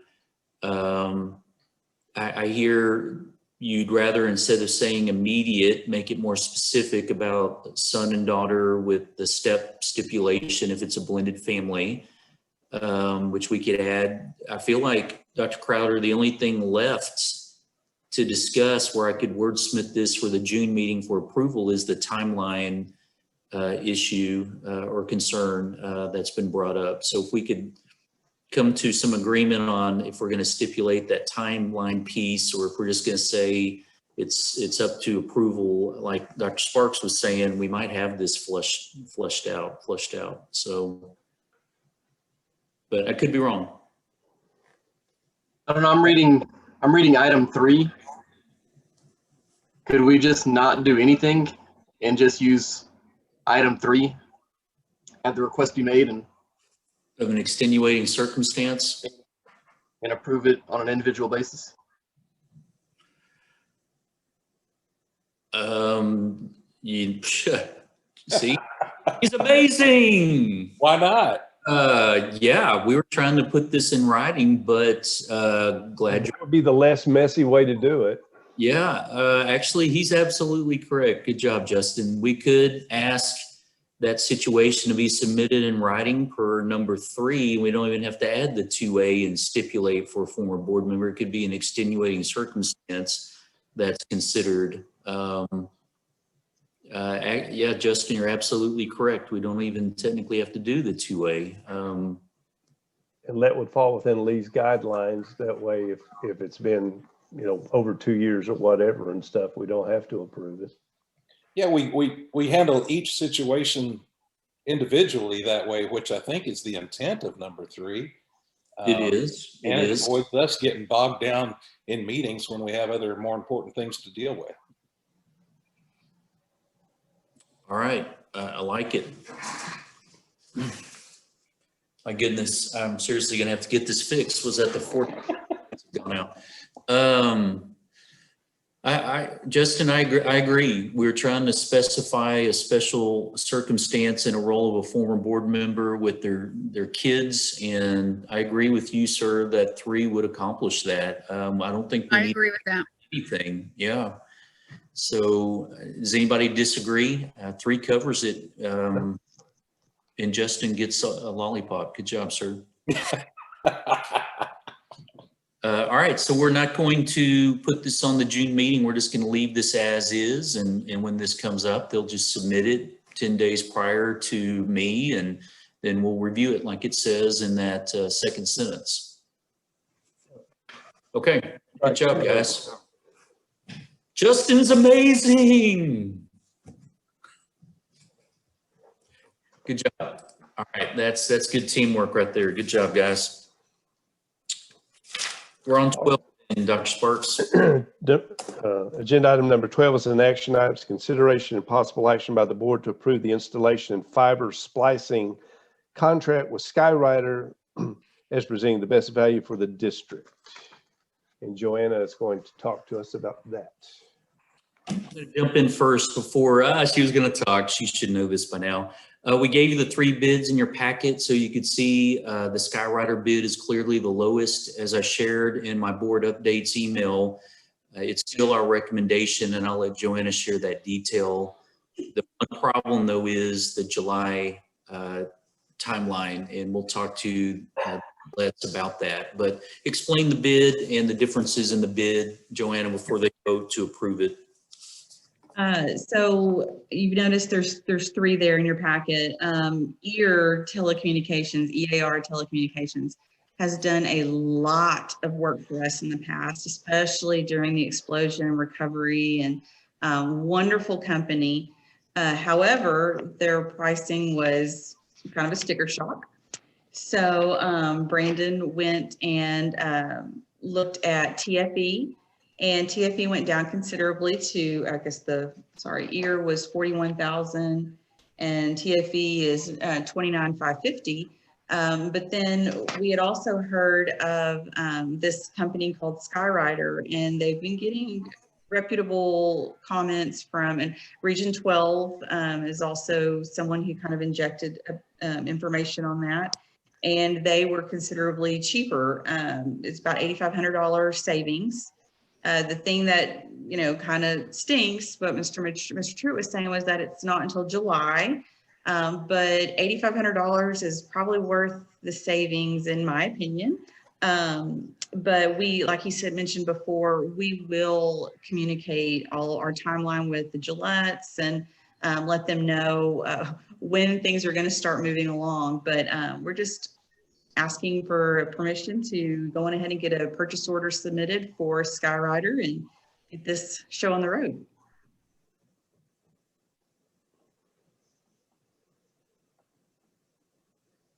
As long as we've done our due diligence to check out that they're good and reputable, let's go for it. Yes, from my understanding, a lot of Central Texas school districts have been using them a lot lately. So it seems like I think their hub is Dallas Fort Worth, but Ear Telecommunications that we used in the past, they're also based out of Dallas Fort Worth. So there's still a lot of travel. There's not too much around this area that we have to choose from. So we do have to kind of branch out, but this one was interesting and had some good references. Very good. Any other discussion before I call for a motion? I'll also add they're going to bore over trench, which was important to us. I know a lot of you know the difference there, so I'll spare you the time, but the fact they're cheaper and boring is important to us. So, and they were very upfront and came and met with us and walked the property and have been good with communication. So we're excited with the opportunity to possibly work with them and see what they could do for us in the future. Very good. There are no other comments. I will call for a motion for action item number 12, agenda item number 12, as presented. Is there a motion? Move to approve, since we like cheap and boring. Okay. Second. Motion's been made and second. All those in favor of the motion as presented, show of hands. All opposed, same sign. There are none. 7-0. Okay. Agenda item number 13 is an action item, consideration and possible action by the board to approve the new spring break dates of March 7 through 14 of 2022 for students and March 7 through 11, 2022 for staff on the 2021-2022 West ISD scholastic calendar. Special note, this reason for this request centers on the release dates of the McLennan Community College spring break of March 7 through 11 of 2022. Mr. Truitt's going to talk to us about this. All right, we always try to get our calendar approved early, but sometimes we pay for that work because if MCC changes their week or sets a new date, we're at their mercy sometimes and need to go back and reconsider where we landed our spring break. Originally, you had approved the 14th through the 18th. MCC's spring break has been announced as 7th through 11th. We try to align it because of our students in dual credit and also our staff that teach dual credit. And so they're not in class and teaching during spring break, but they have that time off like everybody else. Also, St. Mary's does the MCC break and we share families between St. Mary's and West. And so we like to align that for those families. And so tonight I'm seeking your approval just to back up spring break a week. With how the grading period ends, gets adjusted a little bit there. And I shared this with the district advisory team last night because by policy, one of their roles is calendar work.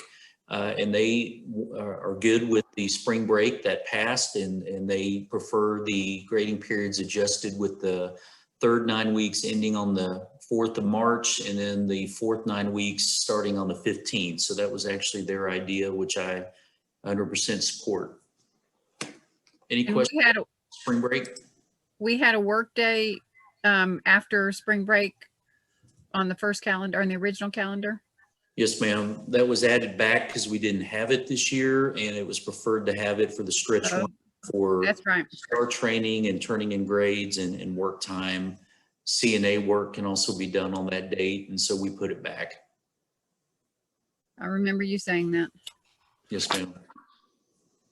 So tonight I'm seeking your approval for a new spring break date so we can get that published. All right.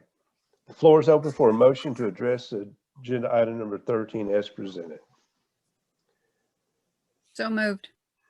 Lee has made the motion. Is there a second? Second. Jason, a second. All those in favor, show of hands. All those opposed, same sign. There are none, 7-0. Agenda item number 14 is also an action item. It's consideration of possible action by the board to approve the recommended updates to the West ISD Return to Learn and Play COVID-19 risk mitigation plans. Mr. Truitt. Thank you. I mentioned this back on 10A. Tonight I'm seeking your approval to strike the outside rental of our baseball and softball fields. And please note how I worded that, because I don't think we still need outside rentals of our facilities, meaning our indoor facilities. I only want to lift baseball and softball to help our neighboring districts with playoff games. Very good. So will that include football when football comes rolling back around and if we still have constraints in place? That is a very good point, Lee. The plan we approved was only for the 2021 school year. So whatever we do, we'd have to approve something new because this one ends on May 28th, the whole thing. All right. If there are no further questions, the floor is open for a motion to consider the action as presented by Mr. Truitt on mitigation. So moved. Approved. Okay. Mike, I heard you. Mike Garrick made the motion. Holly Willis seconded. All those in favor, show of hands. All those opposed, same sign. There are none, 7-0. Okay, thank you. Agenda item number 15 is an action item. Consideration and possible action by the board to approve the proclamation 2021 English and Spanish Pre-Kindergarten Adoption Review Committee. Amanda Adams is going to address that. There's a memo in your board packet that states those committee members. They are our pre-K teachers and the administrators of West Elementary School. Thank you. Any questions or comments? If not, the floor is open for a motion to address this agenda item as presented.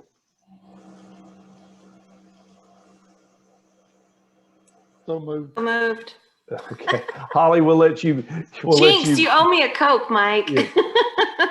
Holly Willis has made the motion. Mike Garrick has seconded. All those in favor, please show of hands. All those opposed, same sign. There are none. 7-0. Agenda item 16 is an action items. Consideration and possible action by the board to approve proclamation 2021 English and Spanish pre-garden adoption choice.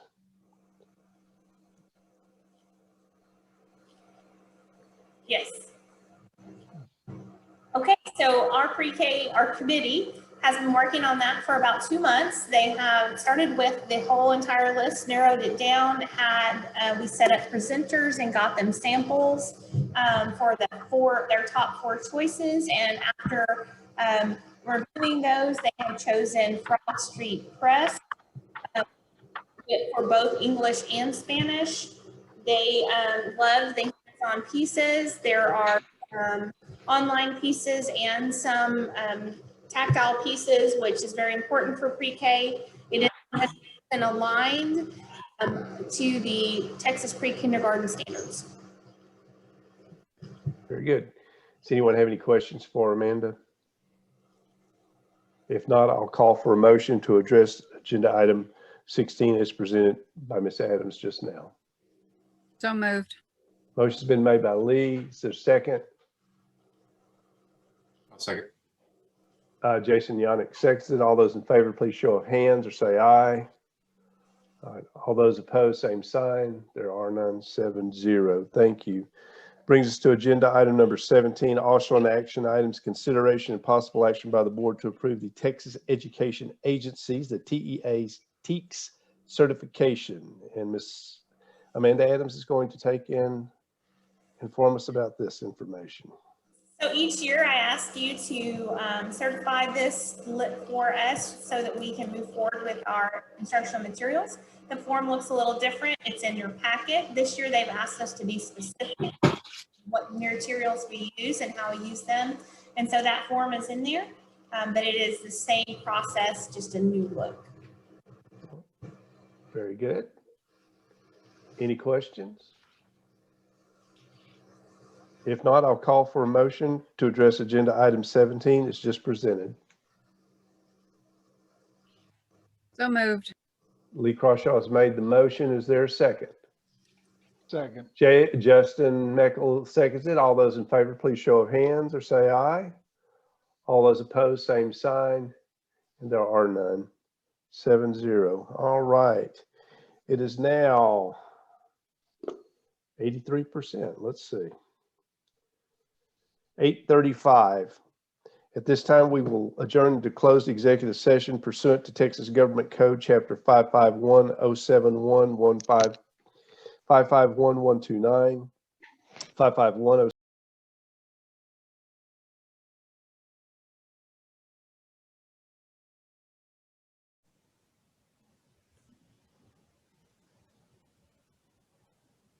Okay.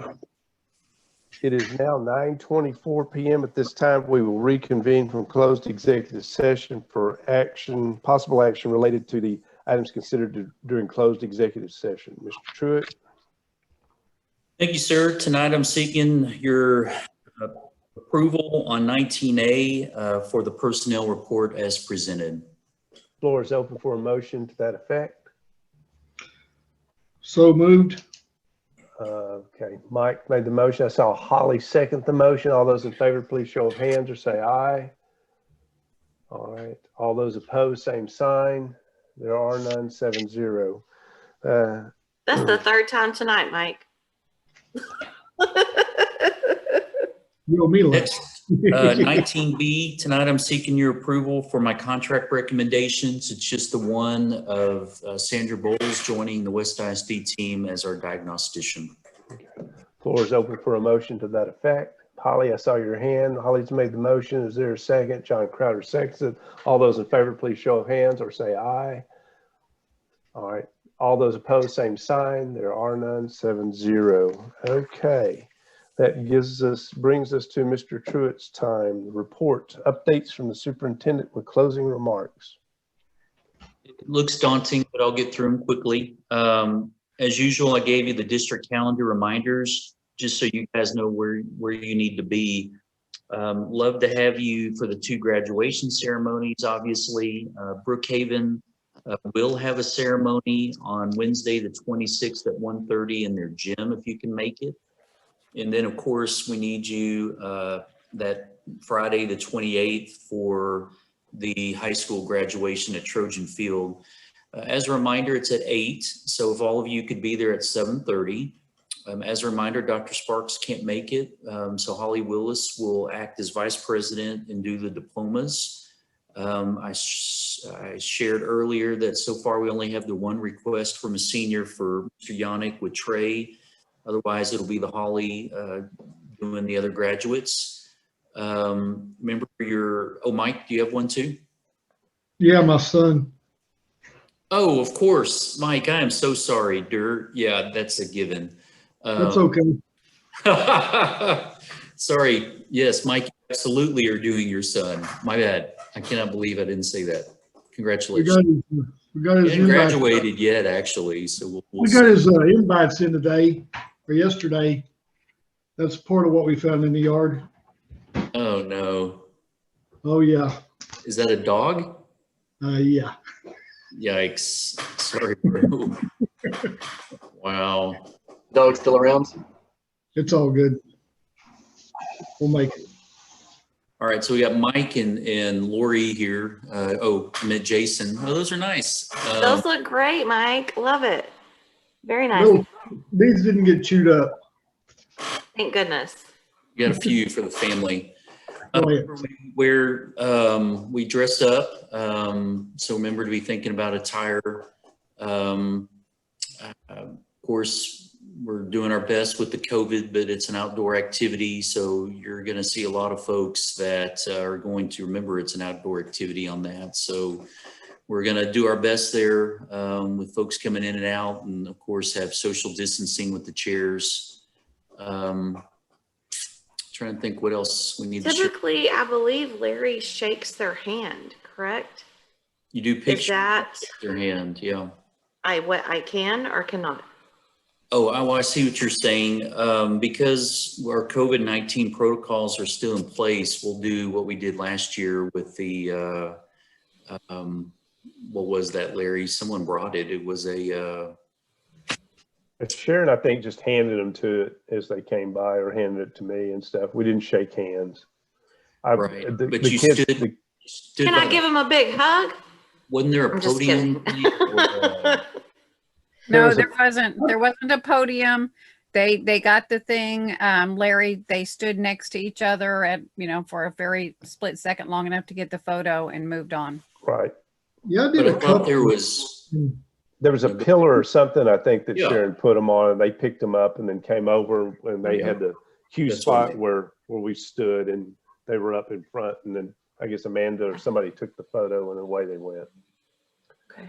You can look at it on the website, can't you? It's still posted on the website. Yeah, it's isn't still it? there, but there was the diploma was set on a little short Roman looking pillar, and they grabbed it from there. That's what I was talking about. So we'll have that back just in case, because we're still in our COVID protocols for graduation. So the big difference is outdoor events are optional. So we can't get frustrated if people think, COVID's gone. So just hang in there, guys. All right, so those are the two biggie. Our staff luncheons that same day at 11:30. If anyone wants to come eat with our teachers, we're going to grill for them. Walk at the elementary with COVID protocols is the 25th. If you like band, they go all day on the 22nd, starting at 2, including our new choir. The senior parade is that same morning of the 22nd at 10 o'clock. Then you can see the other events. So I just wanted to point those things out. I know our kids will love to see y'all somewhere along the parade route.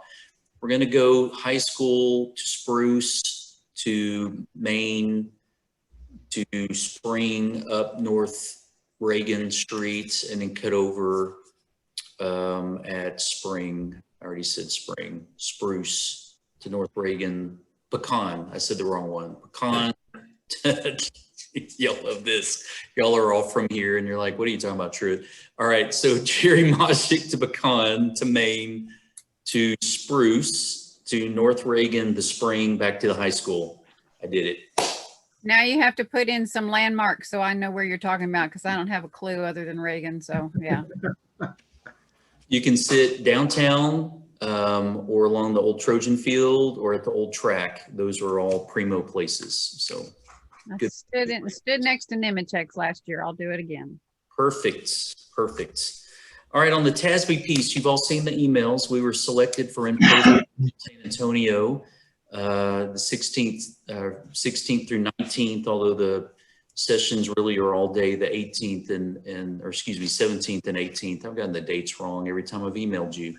The question is, Sandra is really concerned about you getting the sessions you want, plus we have the chance to get into one of the hotels right by the convention center over the Contessa, which is where we're currently at.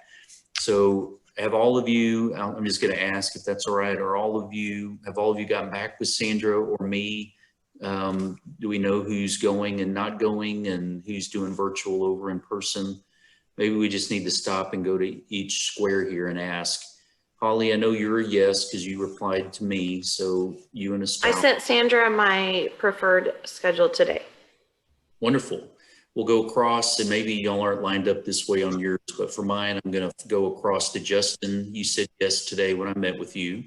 I'll go straight down to Crowder. Crowder, you said you were a yes. Lee, you asked a question about social distancing and COVID protocols. Where do you stand? Virtual, or are you coming?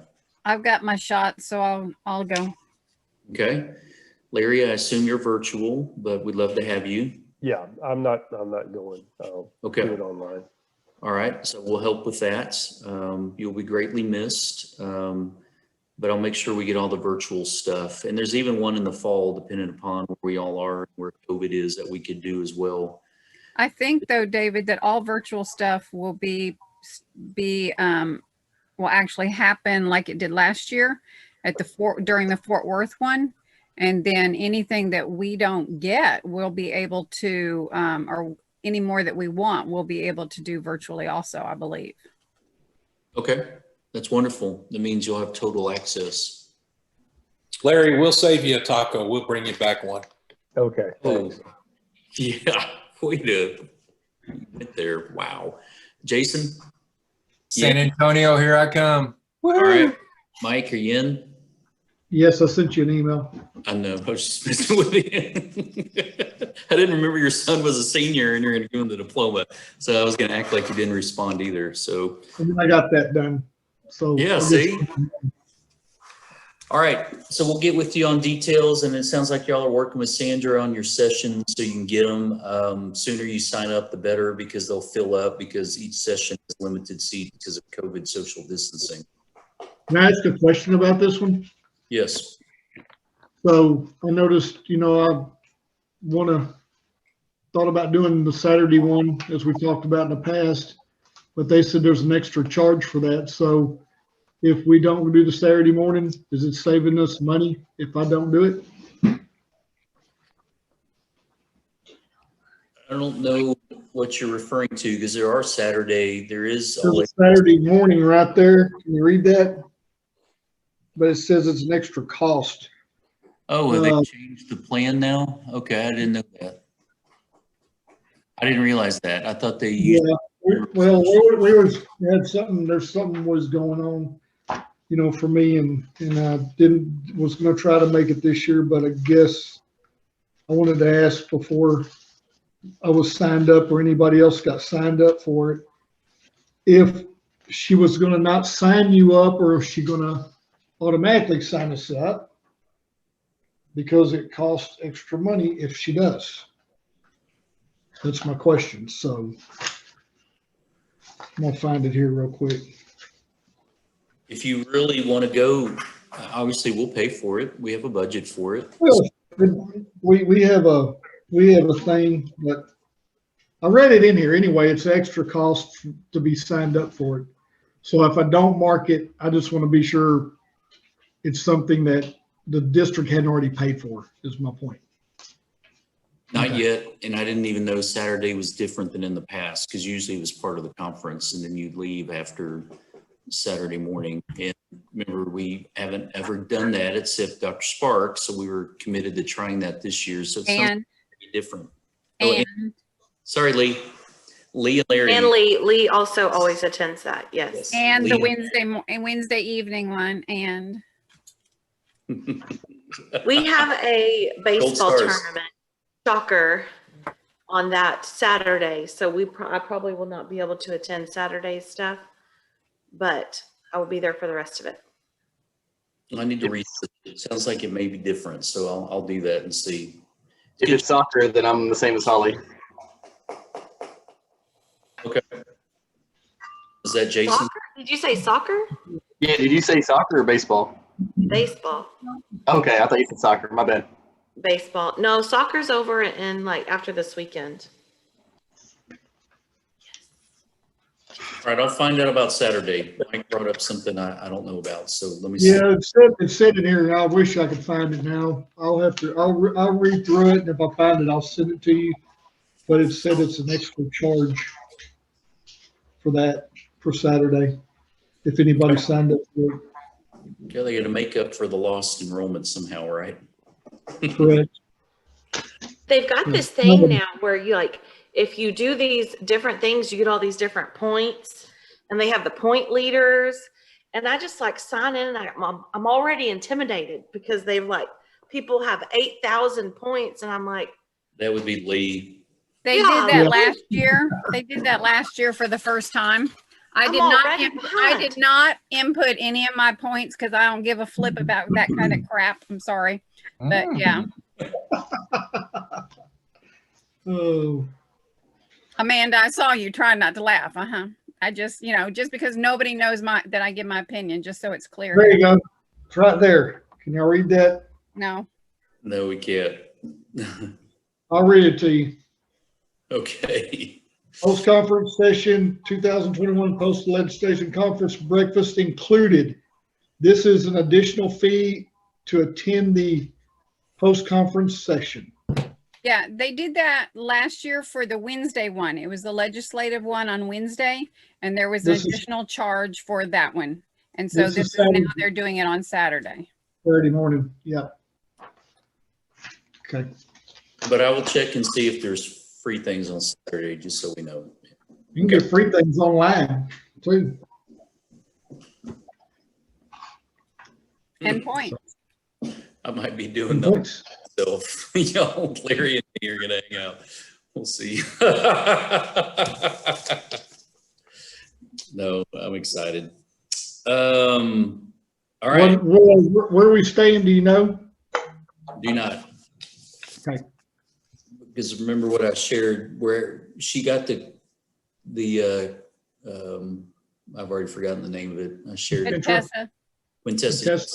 We got that back when, just in case, but the 2 hotels that the conference is in have rooms. So we have the opportunity if we want to stay closer to the conference. So maybe I'll ask you that. Do you want to stay where we're at, or do you want to move closer to the conference? Closer. Okay. All right. We'll see what we can do tomorrow. All right. Great chance to get hours, Justin. And Justin and I will be attending the new school board member sessions. We talked about that this morning as well. So I'll have my Justin time so we can get his hours done. He's got to do 3 sessions here, as you guys know, early, along with his cybersecurity training. So we're going to get all that knocked out. All right, 12C, just a reminder, June is my new appraisal timeline. Depending upon what we hear as the STAR release dates get, if they hold to those, I may ask for a special called meeting because that STAR date is a part of my appraisal. Also, I've adapted our House Bill 3 and ESF Race to an A plans to what I gave you in January, because we've changed all that since I had my mid-year appraisal. So I've got to change what I submitted to you so it can all match what we've been presenting since January. So I've done that. I still have the new instruments. I told Justin that I'd meet with him to go over the stuff from January and the instruments, so he'll have a little background before he comes to closed session that night. And as usual, I'll email you and get you all the documents so you can be reviewing them ahead of time. So right now, the regular scheduled June meeting, being my appraisal time, is still up in the air depending upon when we get the STAR data. So I'll let you know if we need to do a special called one or not. All right, of course, the appraisal will be perfect. The interdistrict student transfer guidelines. I wanted to share this with you. I had talked to Holly about a couple of these things. Had a long meeting with the principals, and I just wanted you to share some caveats we're doing with the out-of-district transfers. Since this comes a lot, and as you know from the data, the numbers are declining. We're way more picky, maybe, in who we select and allow. Remember, the new ones we're generally getting now are employee or siblings. The big debate each year, though, is about pre-K and how we can keep those numbers down. And so I've made a decision at the request of the pre-K team that we do not allow out-of-district transfers at pre-K unless they're employee. And siblings will review just to see, but sticking to the employee.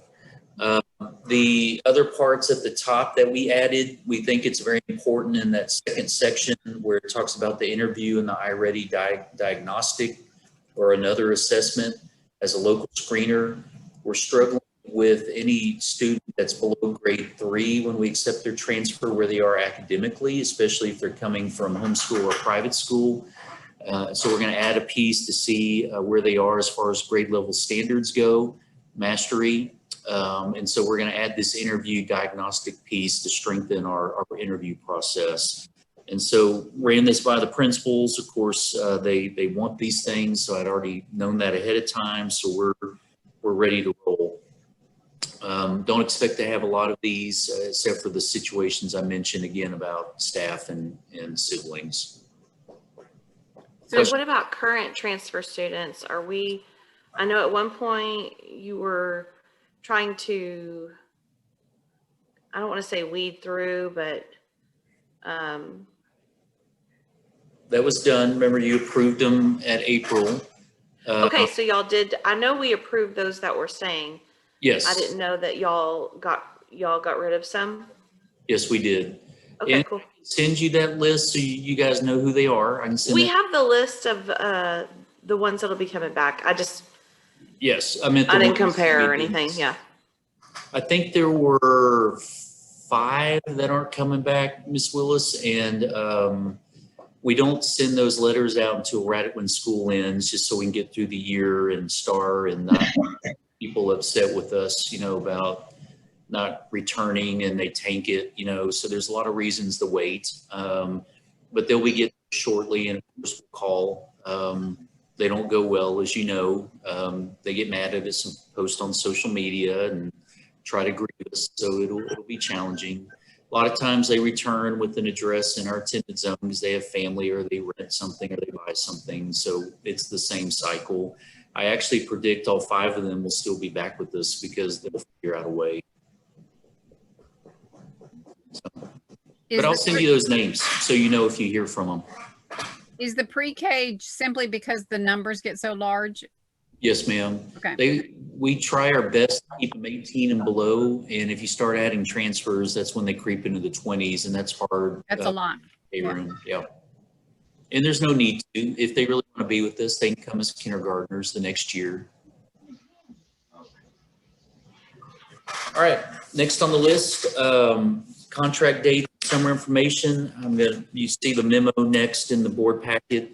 I just want you to share our dates and what we have planned so far as summer PD, our hours, what we're taking off for the 4th of July, summer program dates. Next, I'll have for you the back to school events because Ms. Cos is trying something new with Meet the Teachers. So I'm waiting to hear where that's going to fit in August. She wants to do it throughout the day where the parent gets one-on-one time with the teacher rather than everybody come in 30 minutes, as a group of 400. So I think this is going to be way better, and I think our parents are going to like it. So waiting to hear those dates and times, then I'll have that for you. Then the last thing is I didn't want you to think, especially poor Jason, since he gets asked about this, our enclosed batting cage is not dead. We do have now the survey, which we've been waiting almost 6 weeks for. The plan did change, and so I gave you the drawings in the board book. The sidewalks moved at a cost-saving measure. We flipped the buildings so we didn't have to do as much pavement. And the garage doors are now 12 by 12, 2 on each end there. And the dimensions now are exactly in between the 2 stadiums, which was a goal. And so we're ready to roll. So the next stop is putting in the paper to start doing bids as soon as we get the bid packet back from Oscar. So I know it took longer than expected, but the good news is we're still getting it done. And I shared with the dad at the game against Malakoff the other day, we couldn't have had the back of our complex as a construction site during these seasons of baseball and softball. So they were probably going to have to wait anyway till summer to get back there and build this structure. So we're okay. Good news is it'll be ready for the start of school. I know we've got some people upset that it wasn't ready for the start of this season, but we're gonna get it done. Thank you for the update. You bet. Okay. I am sorry y'all been asked about that. That's never my intention, but if I could go back, I wouldn't have asked Clay Coleman Jackson to take this project on because it's small potatoes with all the things they're doing right now with the bonds and things. We should have gone with a different architect and construction group, and it probably would have been done by now. So now I know for next time to not bug them. They're focusing on the elementary and not a batting cage. So lesson learned. for our next project. Here you go. Right, that's it. Dr. Sparks, we are finished unless there's other questions about my updates and closing remarks. I know I dazzled you. It was amazing. Well, if there are no questions, the floor is open for a motion to adjourn this meeting. Mike. Well, I had a question. Oh, Teacher appreciation. When was Yeah. the date on? It was last week. What? It was last week. it's a national thing, Mike. It was last week. Yeah, it was last week. No, I mean the awards banquet and all that, when we do that every year. Oh, he's Okay. talking about the Oh. luncheon. Yeah, the that's the 28th at 11:30. You can come early and help me grill 209 hamburgers. At the high school? I don't know. That's got Justin Meckles' name written all over it. I will take Justin Meckles' help because that's a lot of burgers. Uh-huh. They would love to see y'all. So yeah, I hope you'll come. They do not care about us. They do too. Look, who do we have on here? Let's Lisa. see. Look at Amanda. Amanda's agreeing. She's smiling and trying not to hide it. That means she agrees. We still got 2 teachers on here. Lisa and Deborah, tell them y'all come on the video and tell Lee y'all love her. Please She's don't. needing a little pump me up. We don't need to make anybody lie. You know, let's just let's end the meeting and be done with it. That's right. The floor is open to a motion to adjourn. Ollie made the motion. Who's going to second it? Let's let Meckles second it. Jason Yeah. seconded it. All those in favor, show of hands, cut your computer off. Thank you, folks. Y'all have a good evening.